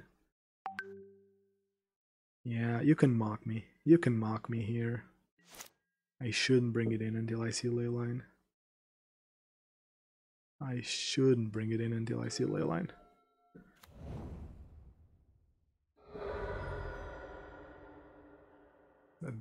these are actually tilting me. Unless he plays Teferi here. Is this a Teferi? Ardent Plea? Fuck me, I guess.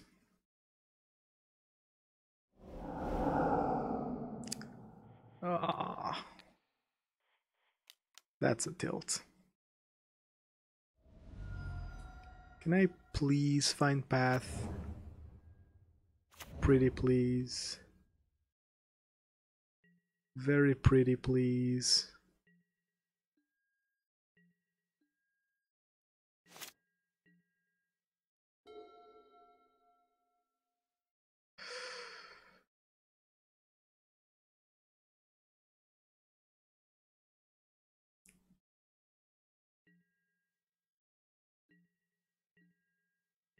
Okay, maybe I can do this. Maybe I can do this. Unless they find another core.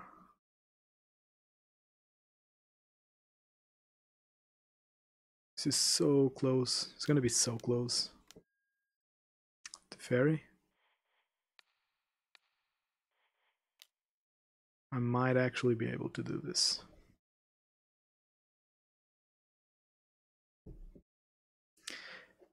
If I find a land... Okay, a lot needs to happen here. He should be bouncing this because he wants to play it again. Yeah. He shouldn't attack with this.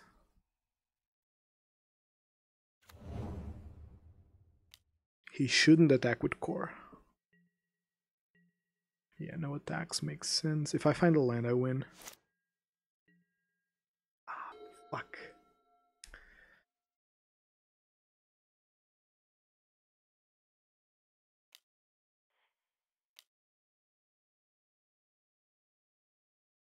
It's fine. This is fine. It still pays 4 for that. Would it though? Would it? I can't stop the life gain ever. I mean, I can for, well, I guess. Okay. Vortex would be okay here. I think that my opponent bounces the Vortex though. That's the thing. I think my opponent just bounces the Vortex there.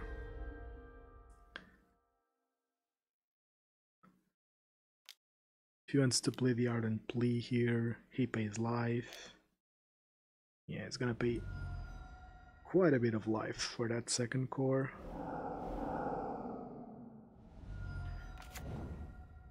And can I actually win here?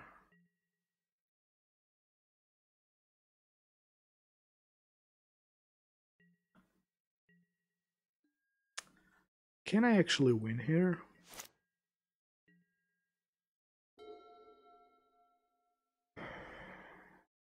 I play Swifty. He's gaining 6. He's gaining 6.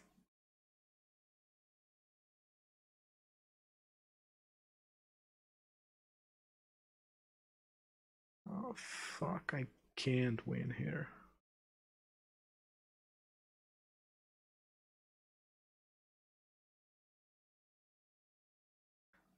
Because each one of these deals 1.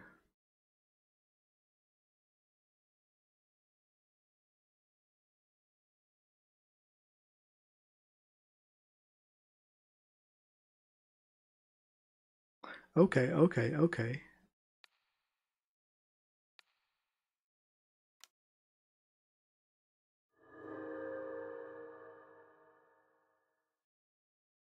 If he has force, I lose.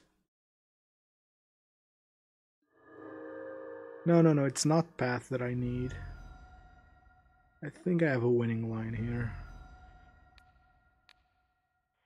I think I have a winning line. No, no ley line. They're playing the core plan. Meaning I can adjust my sideboard. I bring in all the paths. And I think surgical is a good plan too, to hit Uro. If they have force here, I'm screwed. If not, I'm in a good position. Because they go down to 2. They go down to 2.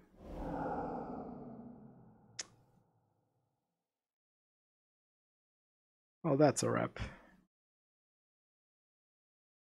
That's a wrap. They change this to here.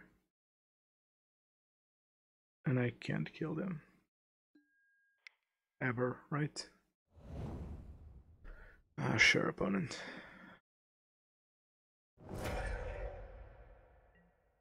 I guess they do have free resources to do this. And if I draw a path, I'm still in a not terrible position.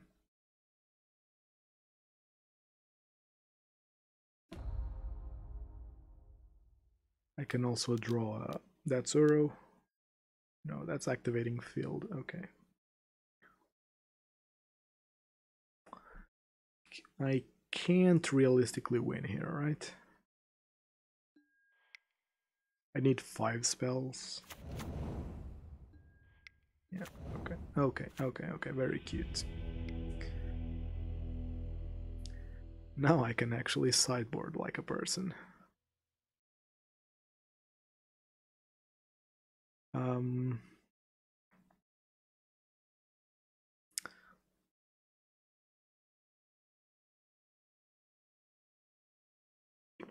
What am I doing here? Riftbolt probably does things. Okay, so no ley lines, only core, also row. Yeah. The way I win that, if that skewer resolves, and then on their turn, they do something shitty, like not play anything, and then on my turn, I untap, I play Swiftspear, which puts them up to... well, even then I can't win. I'd need to draw another bolt.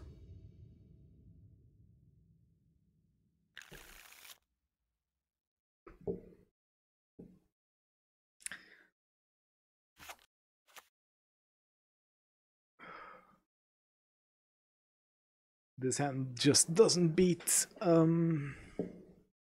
core, right?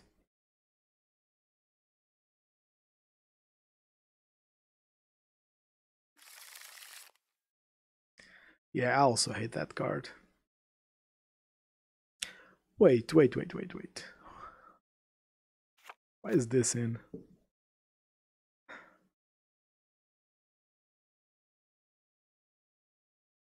Yeah, the game is over. The game is over. I'm all too low. I can't keep 4 lands, I think.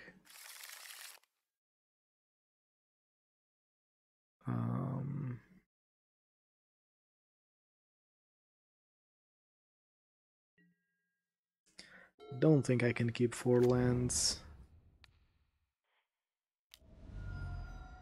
Doing this now. Hopefully I draw Eidolon here. Come on, Eidolon, just once. Eidolon once.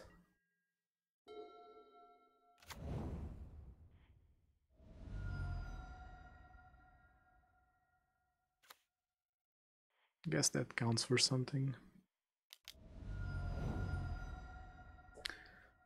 Well, boys, I think this is it. Don't see myself winning this game. Ooh. That's actually good.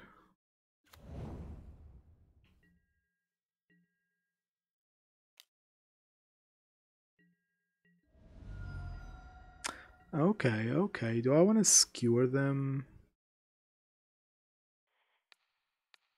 I guess. If they have Commandeer, they have Commandeer. Okay. Skullcrack or Path next turn. Path, please, Path. Please, Daddy Path. Did they get core? Come on, Path, just once. Can we please draw Path?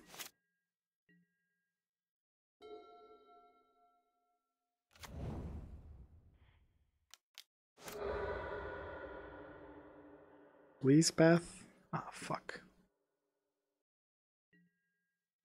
I needed to do that. I don't think I win this game by not getting path.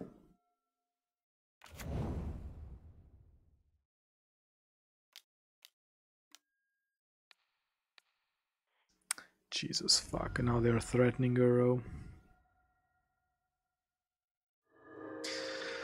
Oh, my opponent can go die in a ditch.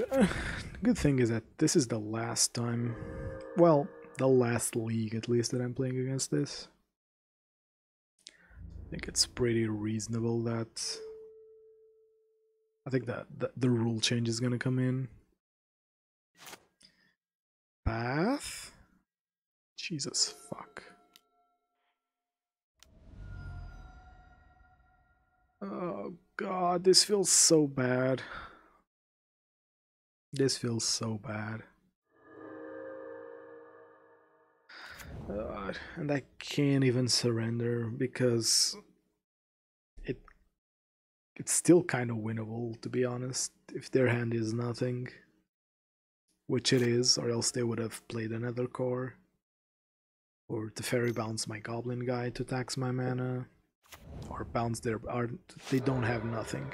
They don't have anything, I mean. But I still feel so bad. Is this a thing? What is this?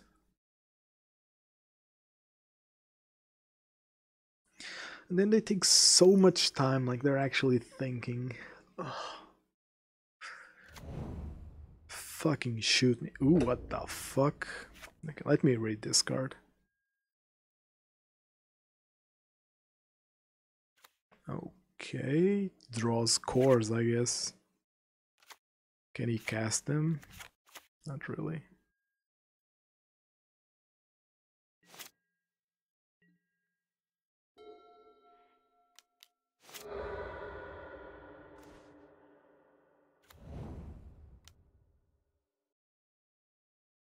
Pretty sure I'm gonna get beat down by a 6/6.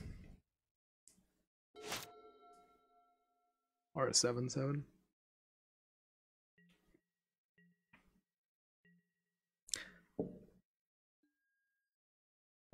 Opponent, why aren't you attacking? He should be attacking, right? Do I just go wide here? I guess. If I ever draw Skullcrack, there's a small part of me that probably thinks he can win. Why is it taking so long? Opponent, you actually can't cast an instant speed core.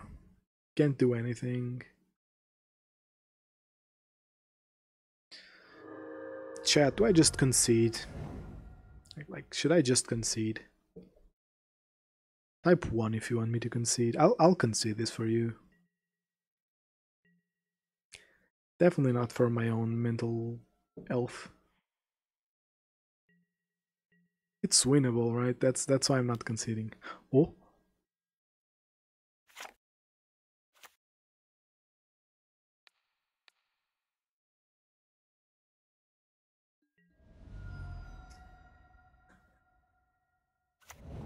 Yeah, same.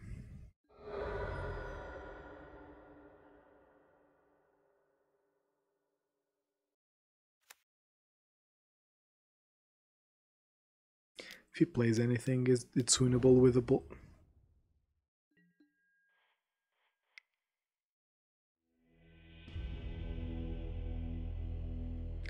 Well, that happened. Boss. I'm not. I'm not beating I'm not beating a time warp there because I need to jump with guide, and if they have half a brain, they just won't attack with core. I'm on chump duty. Yeah, no way. Was there a window to win game 2? No, right? Yeah, that's how you know that the deck is a problem. Their one bad matchup, which is burn, is fixed with the sideboard. Because, like, it's so easy, right? You can fix, like, burn is very easy to fix with the sideboard. It's just that usually, when you fix burn in the sideboard, you're dropping other matchups, and burn is usually not popular enough to justify those other slots. But lo and behold, this deck has a good matchup against everything.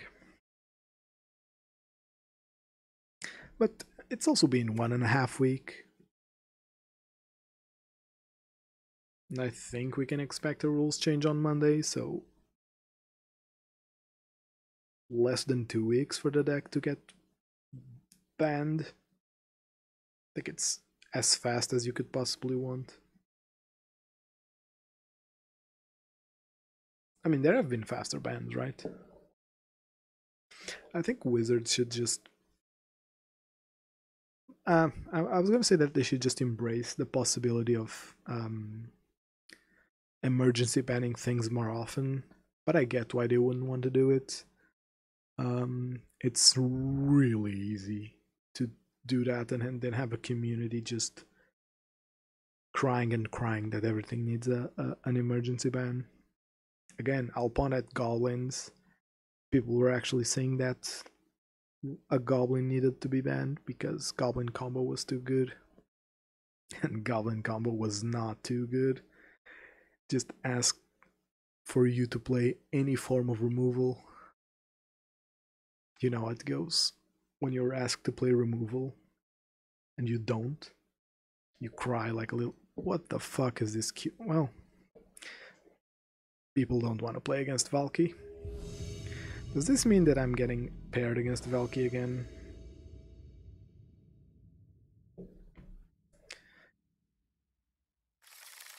This hand is good. Is this the Valki matchup again? My opponent mold. It's never a good sign. Kinda have to pee. But I also don't want to get up midstream.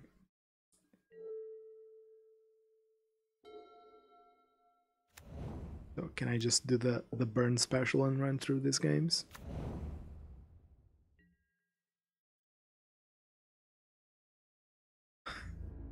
Yeah. In paper, I used to love that. Your games are over in like 20 minutes is already pushing it. Oh, it's Tron. And we have an Eidolon and the Searing Blaze.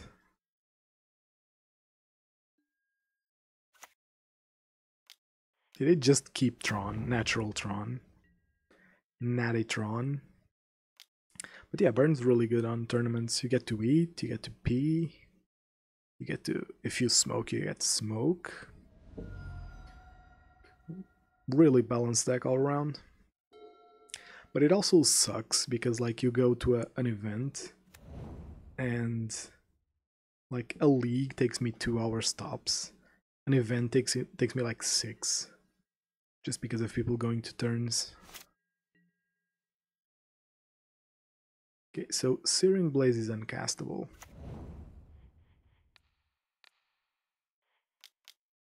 Is my takeaway here.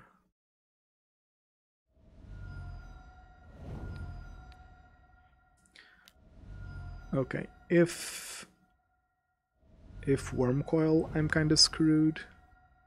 But if Karn, I might be fine. Only really need a bolt. Natty Tron. That doesn't do it, opponent.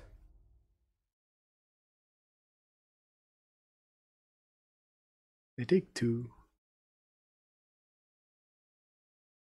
And I can cast things.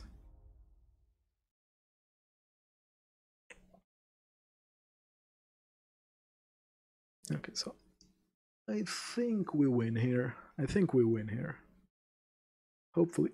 Oh no, my opponent could be playing like orbs of.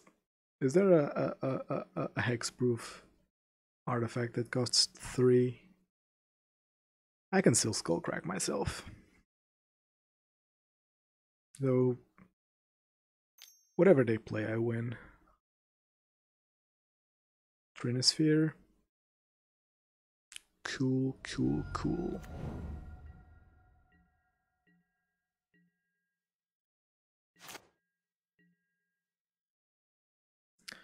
Do I want to troll them by Searing Blaze myself and attacking for 4?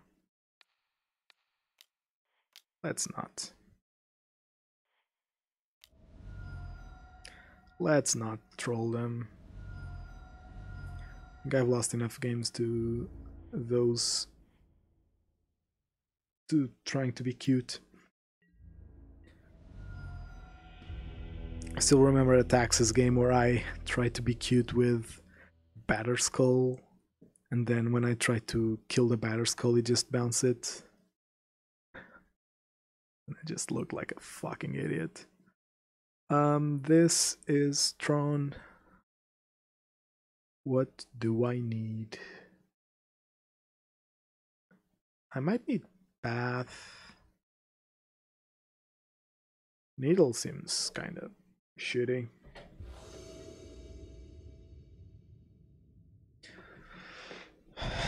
By the way, a round of applause to my opponent. This motherfucker's actually playing Tron right now. This is a special type of person. That's actually a beautiful draw. I'm gonna shock myself here because I don't want to draw any more lands.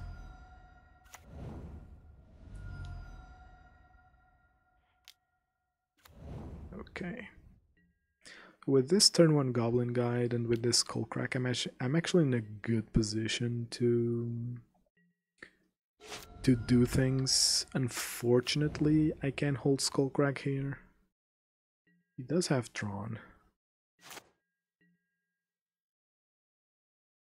Such good draws. Such good draws. I'm still gonna lose because Tron, but...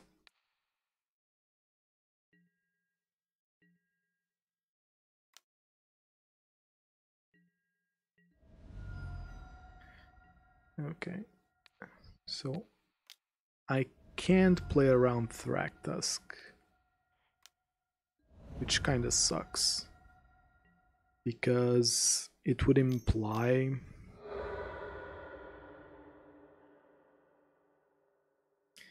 that I'm not really using my mana at its fullest. That's actually relevant in this matchup.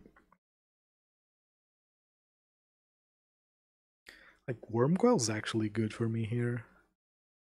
I Path, I attack him down to wait, I play land, I have Skullcrack up for any shenanigans. Karn is terrible.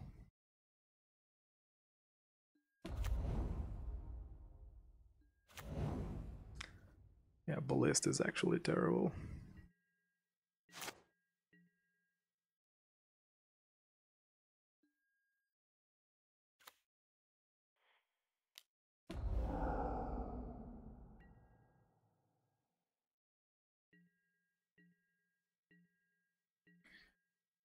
I'm actually fine with this.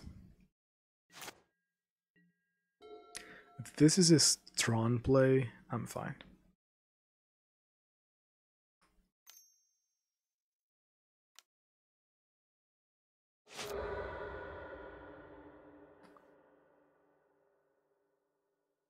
Can I please draw Boros Charm? Sure. Gets Forest, plays Thragtusk. Oh no. Gets Tower, plays Ugin.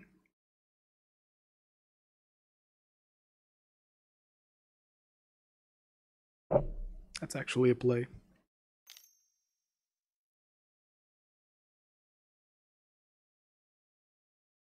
Or did he draw the Wormcoil? Oh.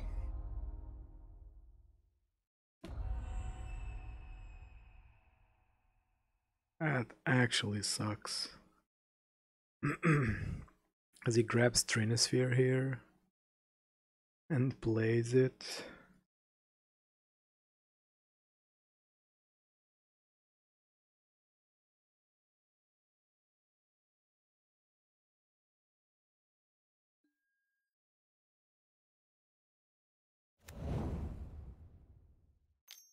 Even played the map before it too. Okay, am I pathing this? Am I pathing this?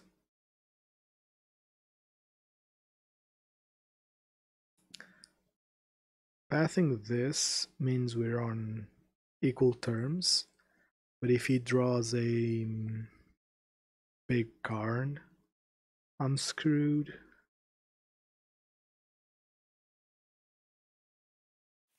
I think this is their fastest key to win, right?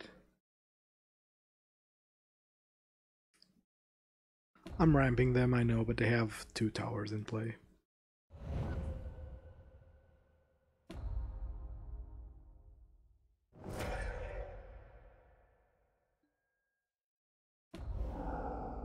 Yeah, they let it resolve.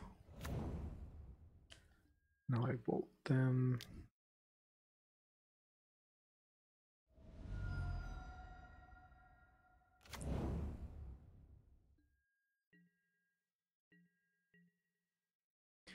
I have 1 turn of vulnerability basically. Because I need to pay 3 for this.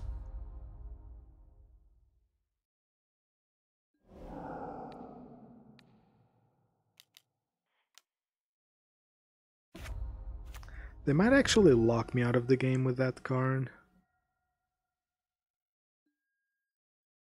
Because I'm sure they can they can fetch something from the side that's annoying. I don't think I'm winning this game ever if I bolt that Karn. If he's at 7 here, like I need 2 draws to win. Maybe that would have been correct. You know what's actually correct? I think I can basically just F6 here. The correctest thing to do would have been to actually search what Tron boards look like these days. Something tells me that they have like a something.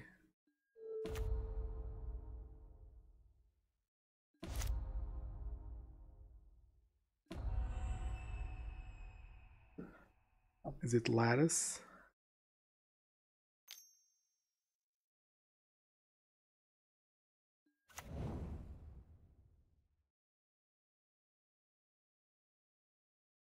How do I what's my key to stop passing? The fuck is this?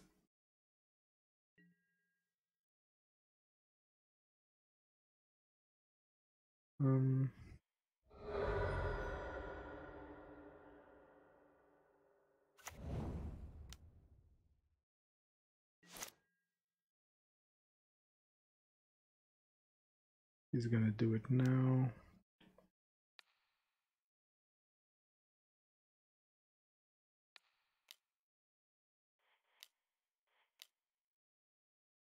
And I'm locked out of the game, right?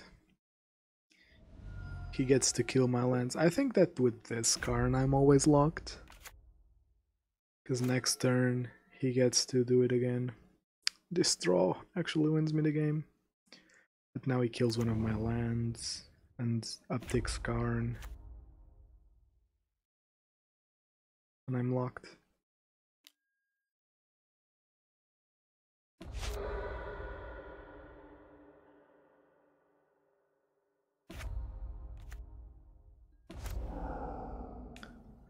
No, opponent, that's not how you play it.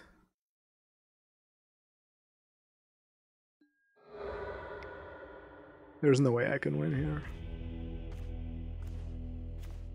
Like, they're destroying my lands now, so I can't win. That kind of sucks. Do I actually need this?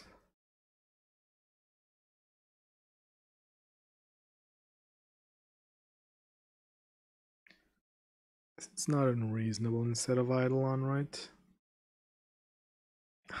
I hate wear and tear so much. I hate wear and tear so goddamn much.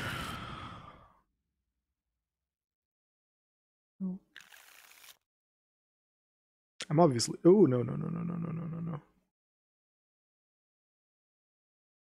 Yeah, this seems correct. Because I can turn 2, kill a map. Oh, no, no, I can't. I'm retarded. Still, this is a prowess trigger. An easy prowess trigger. Maybe I shouldn't have done this, but whatever.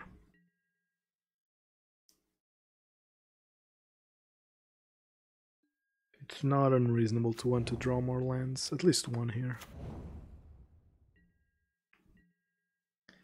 Double Swiftspear start is pretty good.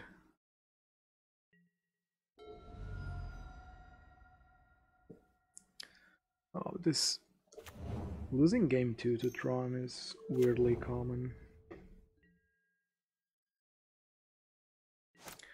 Weirdly common. Ooh, Skullcrack's actually a good draw.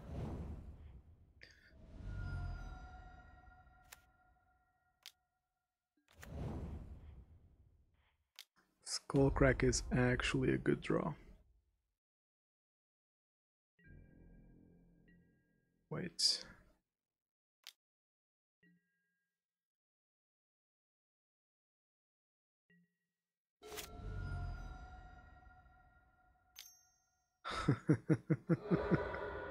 I just saw... Ion, are you still here? I'm pretty sure I can check that. I just saw what you sent me. That's gold. That's pure gold. My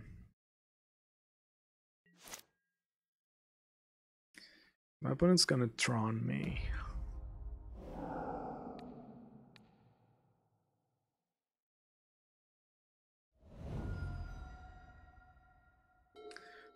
Ooh, this is very tempting.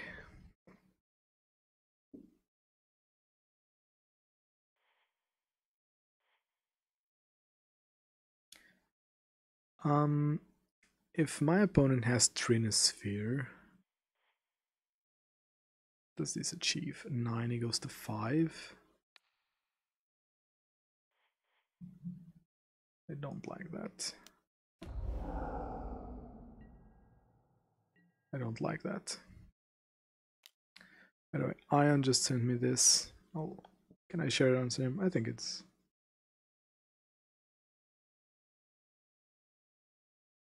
I was just sent this, which is kind of true.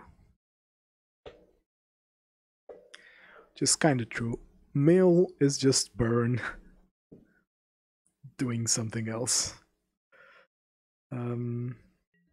This kind of doesn't use my mana properly, but unless my opponent hits like Karn Trinosphere, which hopefully is unlikely.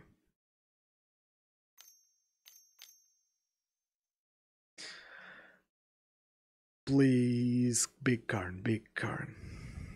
Let this be big Karn.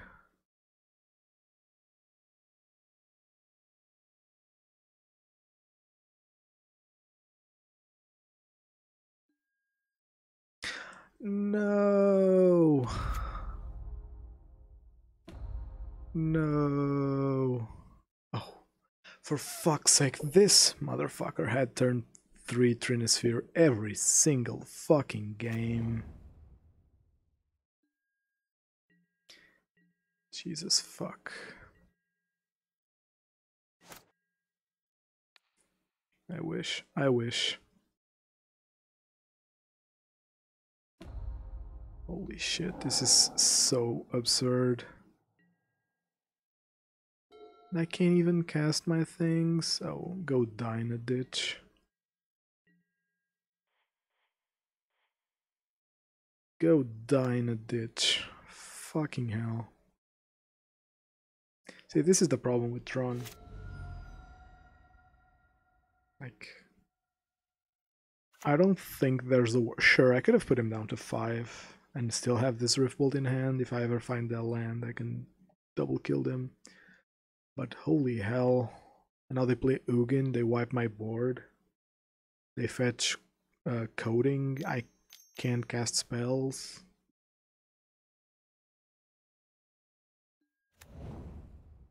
Oh, they have Wormcoil.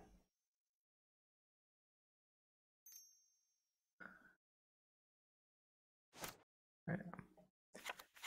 This exists, buddy. This exists.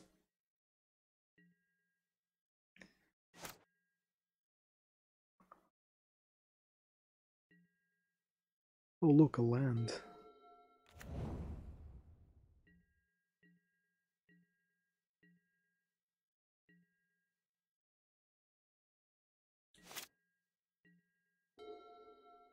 Here's the problem, though. I think he has a Weather the Storm in hand.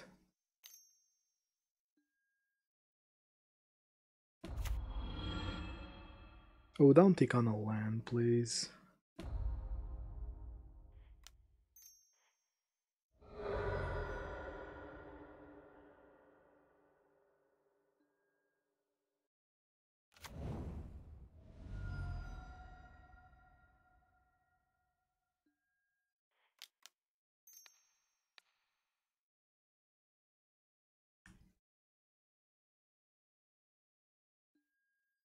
You know what's funny?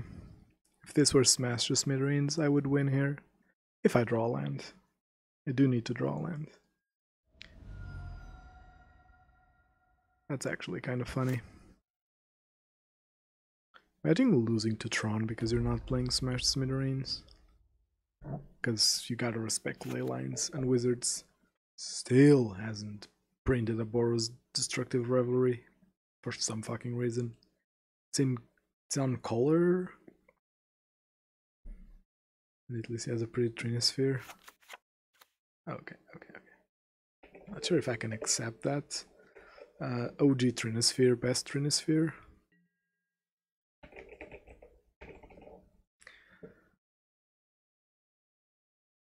Are you dissing my boy OG Trinisphere? This is a beautiful card. None of this bullshit. Please attack. Please forget Skullcrack's line of text.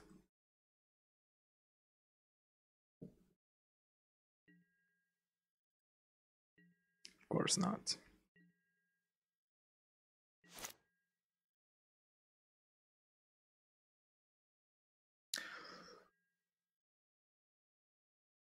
Am I retarded? This is some math. I kill this. I untap.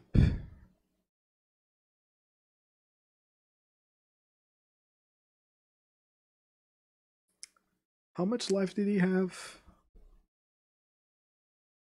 He had 8. Wait a minute, he had 8. He had 14. I could deal 12. Okay. I think I'll agree that I punted. I should have Skullcracked that turn to put him down to 5. Like the previous turn, I could have held this, destroyed this. Now I untap. I still lose, I think. Yeah, I guess. I don't know. I don't like these masterpieces, to be honest.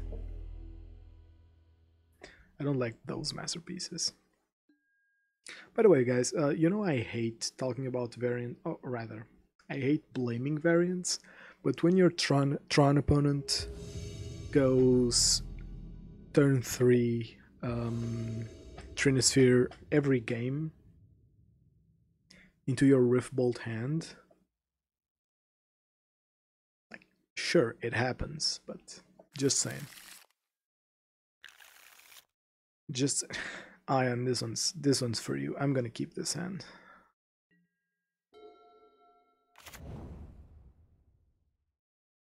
Mull to 6 on the draw with the creature. Ooh, it's the mirror. it's exactly the mirror. That's okay.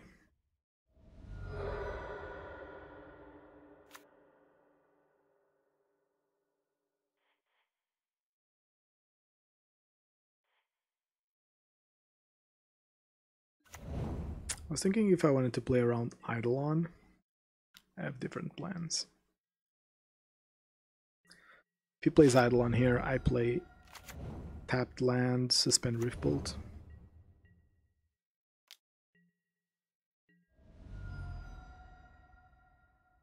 Okay, weird flex from opponent.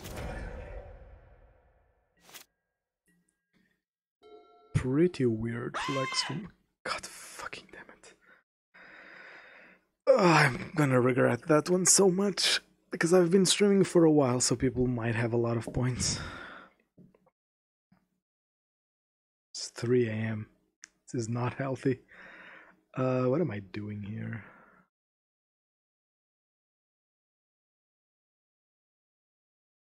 What am I doing here? Can I actually race? Can I actually race?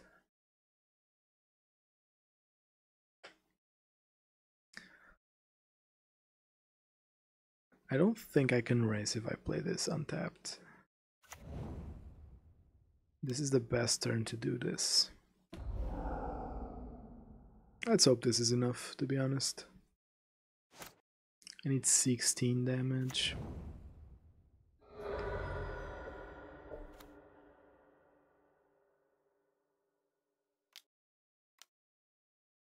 Ooh.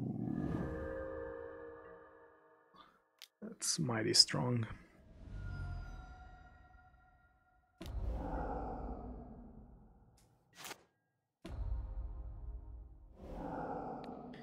Can I also draw a Lightning Helix? That would be amazing.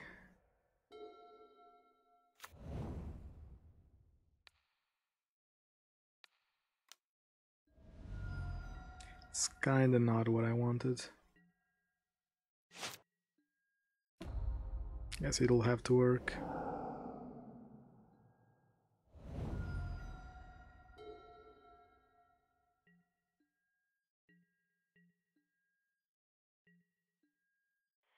I don't think I'm supposed to wait for this Searing Blaze to be good.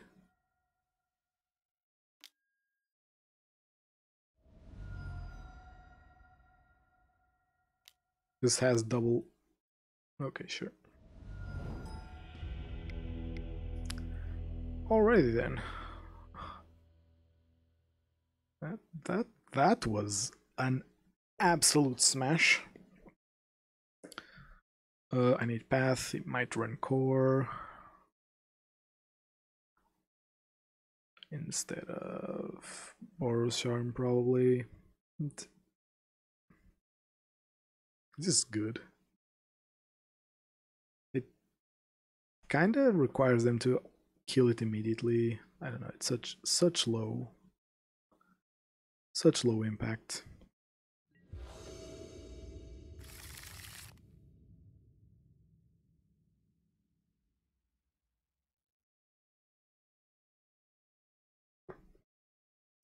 Lovely.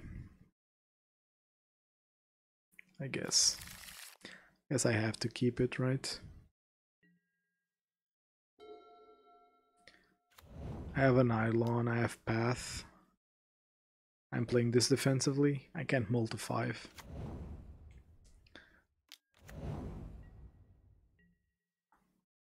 Well, maybe not too defensively. Ooh, and they drew me a land. That's cool. Searing Blaze? Ugh, fucking hell. Bolt, go.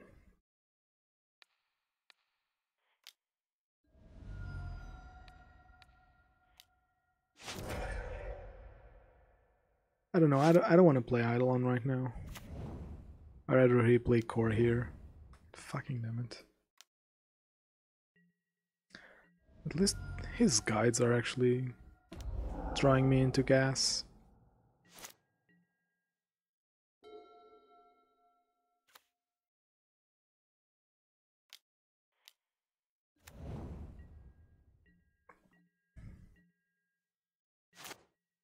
Jesus. He kills the Eidolon.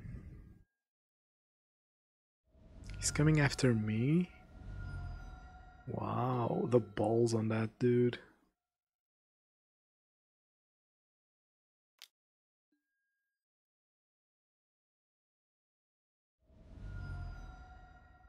Okay.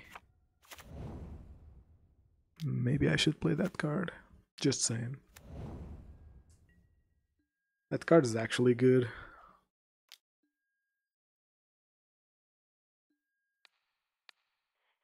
I wonder. I'm absolutely getting smashed here though. Can't really play on that and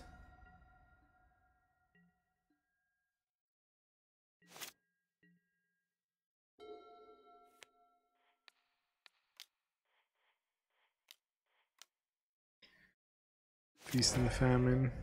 Oh. It happens. It happens, guys, it happens. Like, I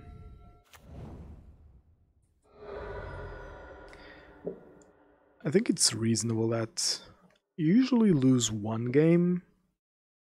I don't mean match, I mean game, because of luck. But it sometimes happens at a faster rate than that. Like, you're gonna lose some games. Sure. You're gonna lose some games like this. Immediately following some games like those Tron games. Oh look, another card. I don't even care at this point. I need to draw like Helix, Helix, Helix.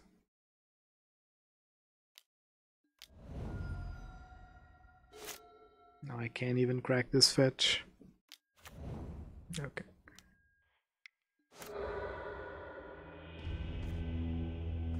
I'm never winning this game now. Because he hits me here. Yeah, lures would have been okay. But you see this, right? Those are 9 lands on the top. Not even 20 cards. I guess it does happen, but it feels kind of bad. It's one of those days. It's one of those days. I don't think I could have realistically won this mirror. At least game 2. Game 1, is there a space for me to actually win that game?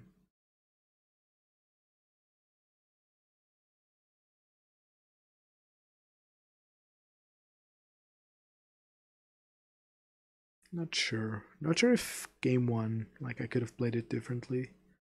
Like, game 2, like, I'm all to 6, and I get a defensive hand on the play, never plays well. But it happens. I'm much saltier about losing to Valki off of Core Tribal and losing to Tron off of Trinosphere Tribal. That's annoying. That's annoying. Leagues are so slow today. Makes sense. People are tired of the combo.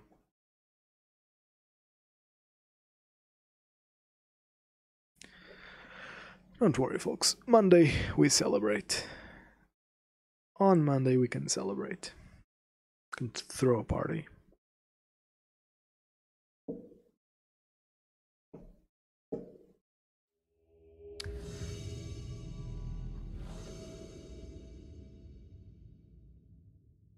This hand's actually good.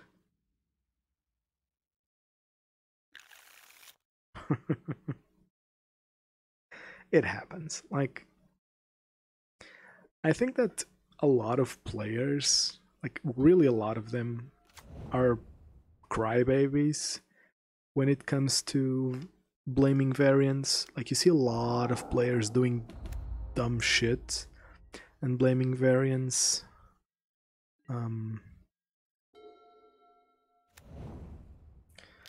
But I do think that sorry, I just got distracted by my opponent beating me on turn 2 here.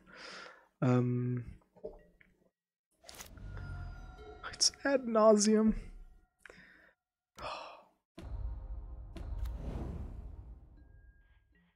No, I'm not gonna surrender.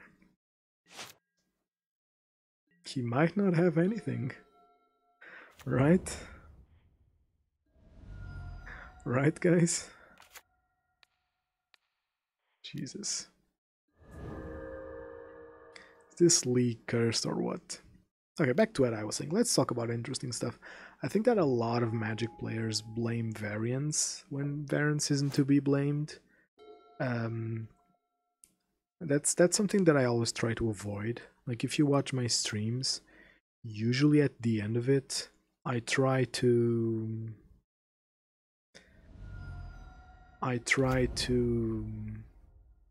what is this? Is he winning next turn? Probably. Fuck, I was saying, if you watch my streams,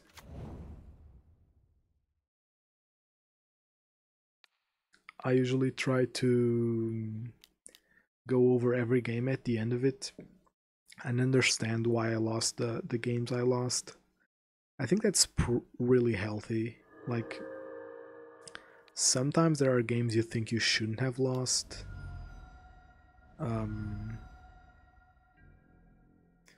And going over them is quite healthy. And I think not many players do that. More players should do that.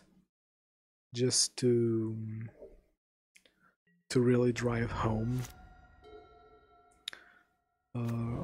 Him tapping City of Brass here would actually be amazing.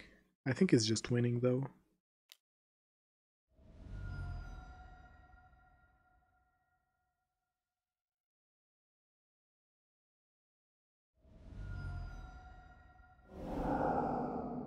Yep.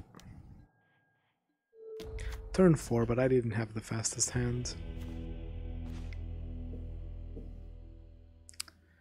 Alright.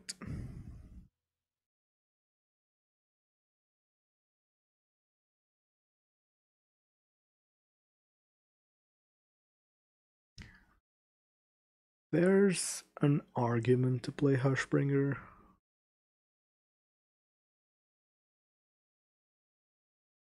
Beats Leyline.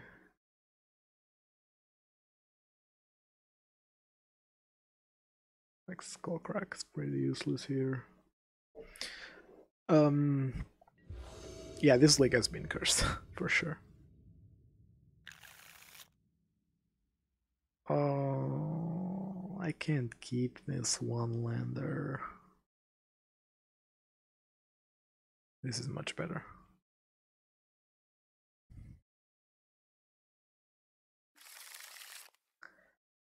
I guess.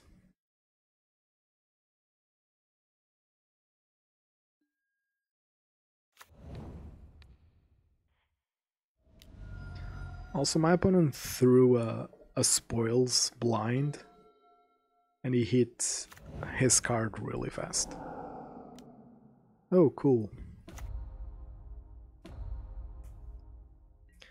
Maybe they should ban Searing Spirit Guide. Ooh, it's actually interesting.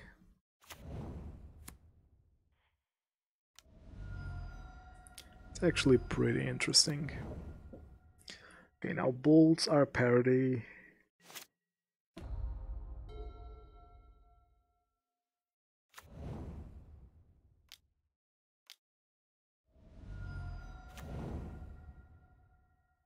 That's actually so crappy for me.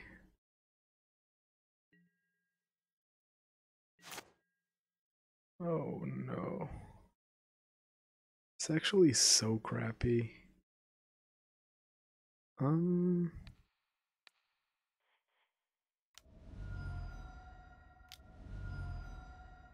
Honestly, killing the Oracle here doesn't seem awful.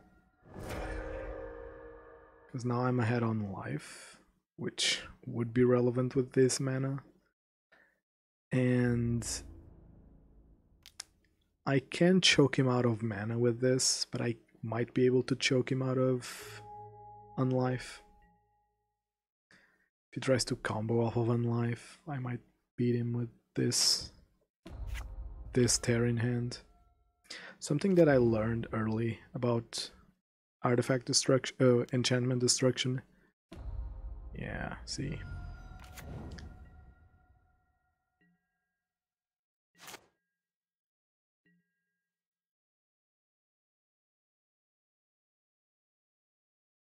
Okay, so I have pseudo-lethal here.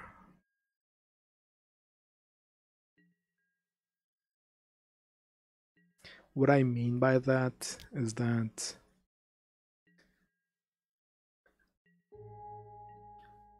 I actually have lethal here, though.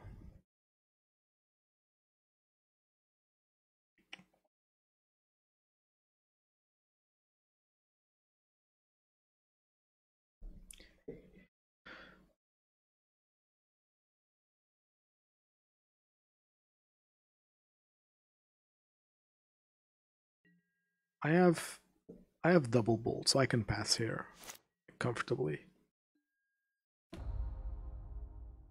If he does have Pact of Negation in hand, I lose, but I don't think that I could.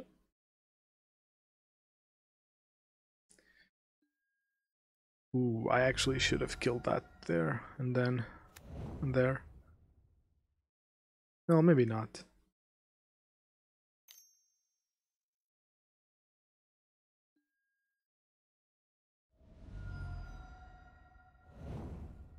Is he winning here? He is, right?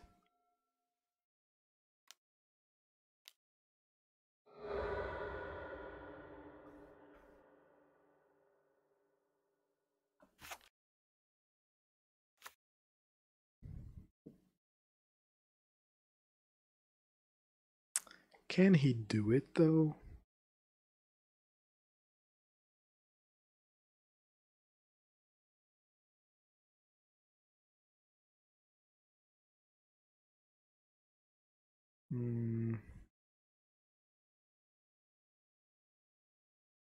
I know what y'all are thinking.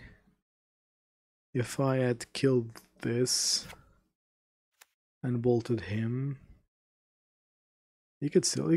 I think that with Angel's Grace, Unlife, and Ad Nauseam, I'm always dead. I'm thinking if there's anything I can do here.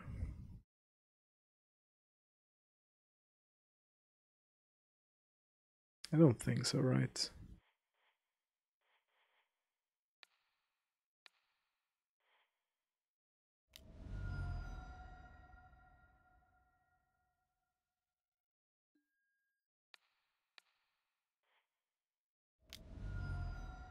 I don't think there's anything I can do here.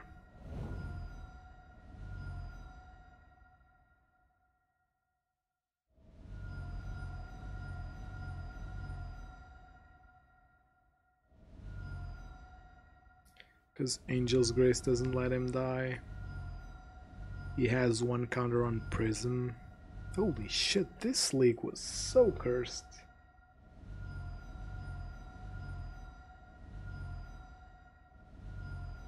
Holy fuck.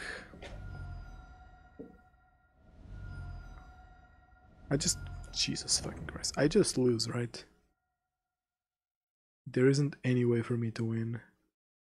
Because he can 1, 2 to make a prism and he doesn't die. Yeah. Oh, he doesn't even need to. Yowza. Yowza. Okay. I mean, Wear and Tear was bad against Valki because I was baited to play it. It was bad against Tron because it never dealt damage. It was indifferent against Ad Nauseam. So yeah, to be honest, Wear and Tear was absolute garbage, and I will take it off my list straight away. What else? So against Valki, yeah, I think that against Valki game 2, I shouldn't have played into Leyline. Like, I shouldn't have played aside for Leyline, because I can still beat Leyline. I can't beat... Okay, Valki has 3 plans, well, 2 plans of sideboard with 1 extra help. They can play Timely, but what they usually do is they play either Core, and they replace Valki with Core, so they always cascade into Core, or they play Leylines. And the Core plan feels better because they do have control over it instead of being a gamble with Leyline. So I think that I'm planning for Core, like on default. I'm never playing against this deck again, by the way. I'm not playing on the weekend. And on Monday, I'll stream on Monday, but hopefully the ban... the ban might not happen straight away. I might postpone the Monday stream to Tuesday if the ban doesn't apply immediately, or like before I start streaming. Either way, I think it's my fault for losing game 2 against Valki. I think I should always plan for playing against Core. Still a very hard matchup. No, like, there's a reason the deck is broken. The deck is legitimately... oh, I know why this league was cursed. Look at how many active players are there. Valki is legitimately one of the best modern decks out there. So I'm assuming that Monday changes Cascade, so that never happens again. And then against Tron, we all saw it. My opponent kept Trinisphere, and games 2 and 3. But game 2, he had a Karn to follow it up to lock me out of the game. And game 3... game 3, I'll blame myself. I don't think I would have won if I played it better, but I'll still blame myself. Because I did play into Trinisphere. I did mention it. I said, I don't think he can get Trinisphere again, but I did play into it. Maybe I shouldn't have played into it. Against Burn, game 1... I can't remember. Let me review it really quick.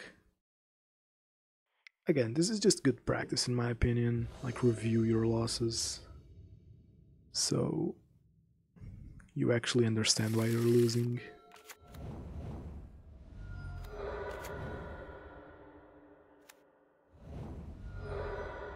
Okay, so I kept an aggressive hand, and my opponent...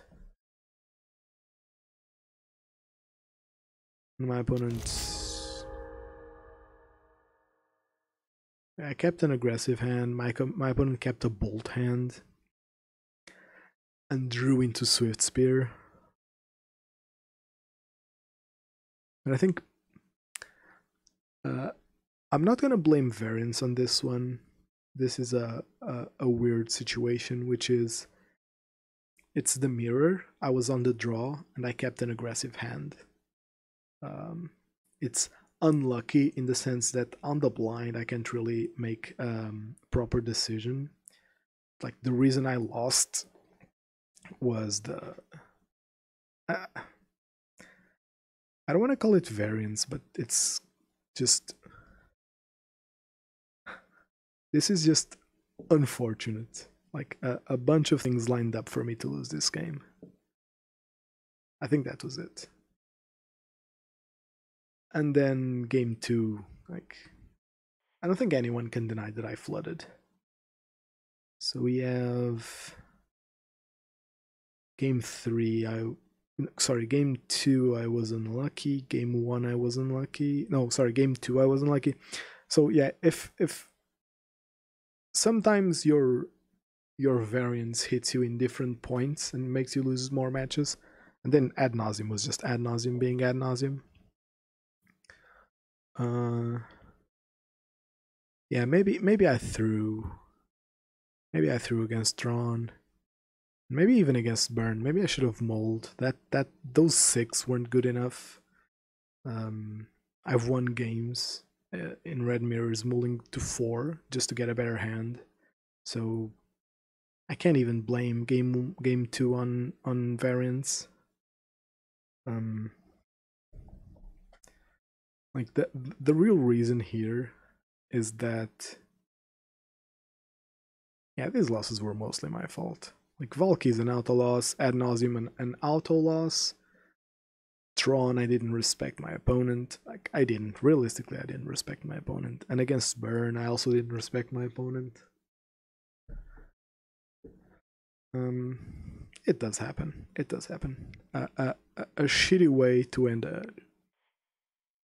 shitty meta of 1.5 weeks of Valki. Here's what I'm gonna do actually. I'm gonna clean my sideboard. And I'm gonna clean my main board.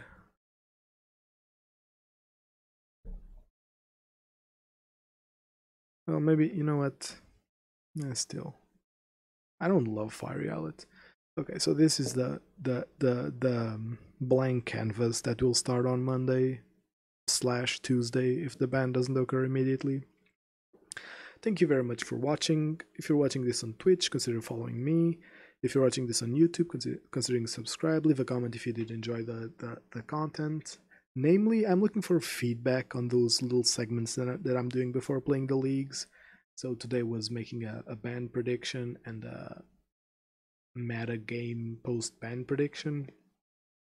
For me, it was fun, and I think people here live enjoyed it because they were commenting a lot.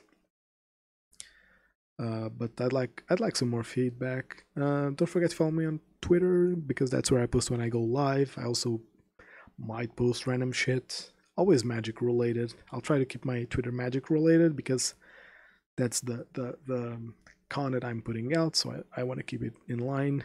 And see you next time. Hopefully after Uro gets banned, I'll be happy. Or happier. Hopefully that and a Valki change. See you guys.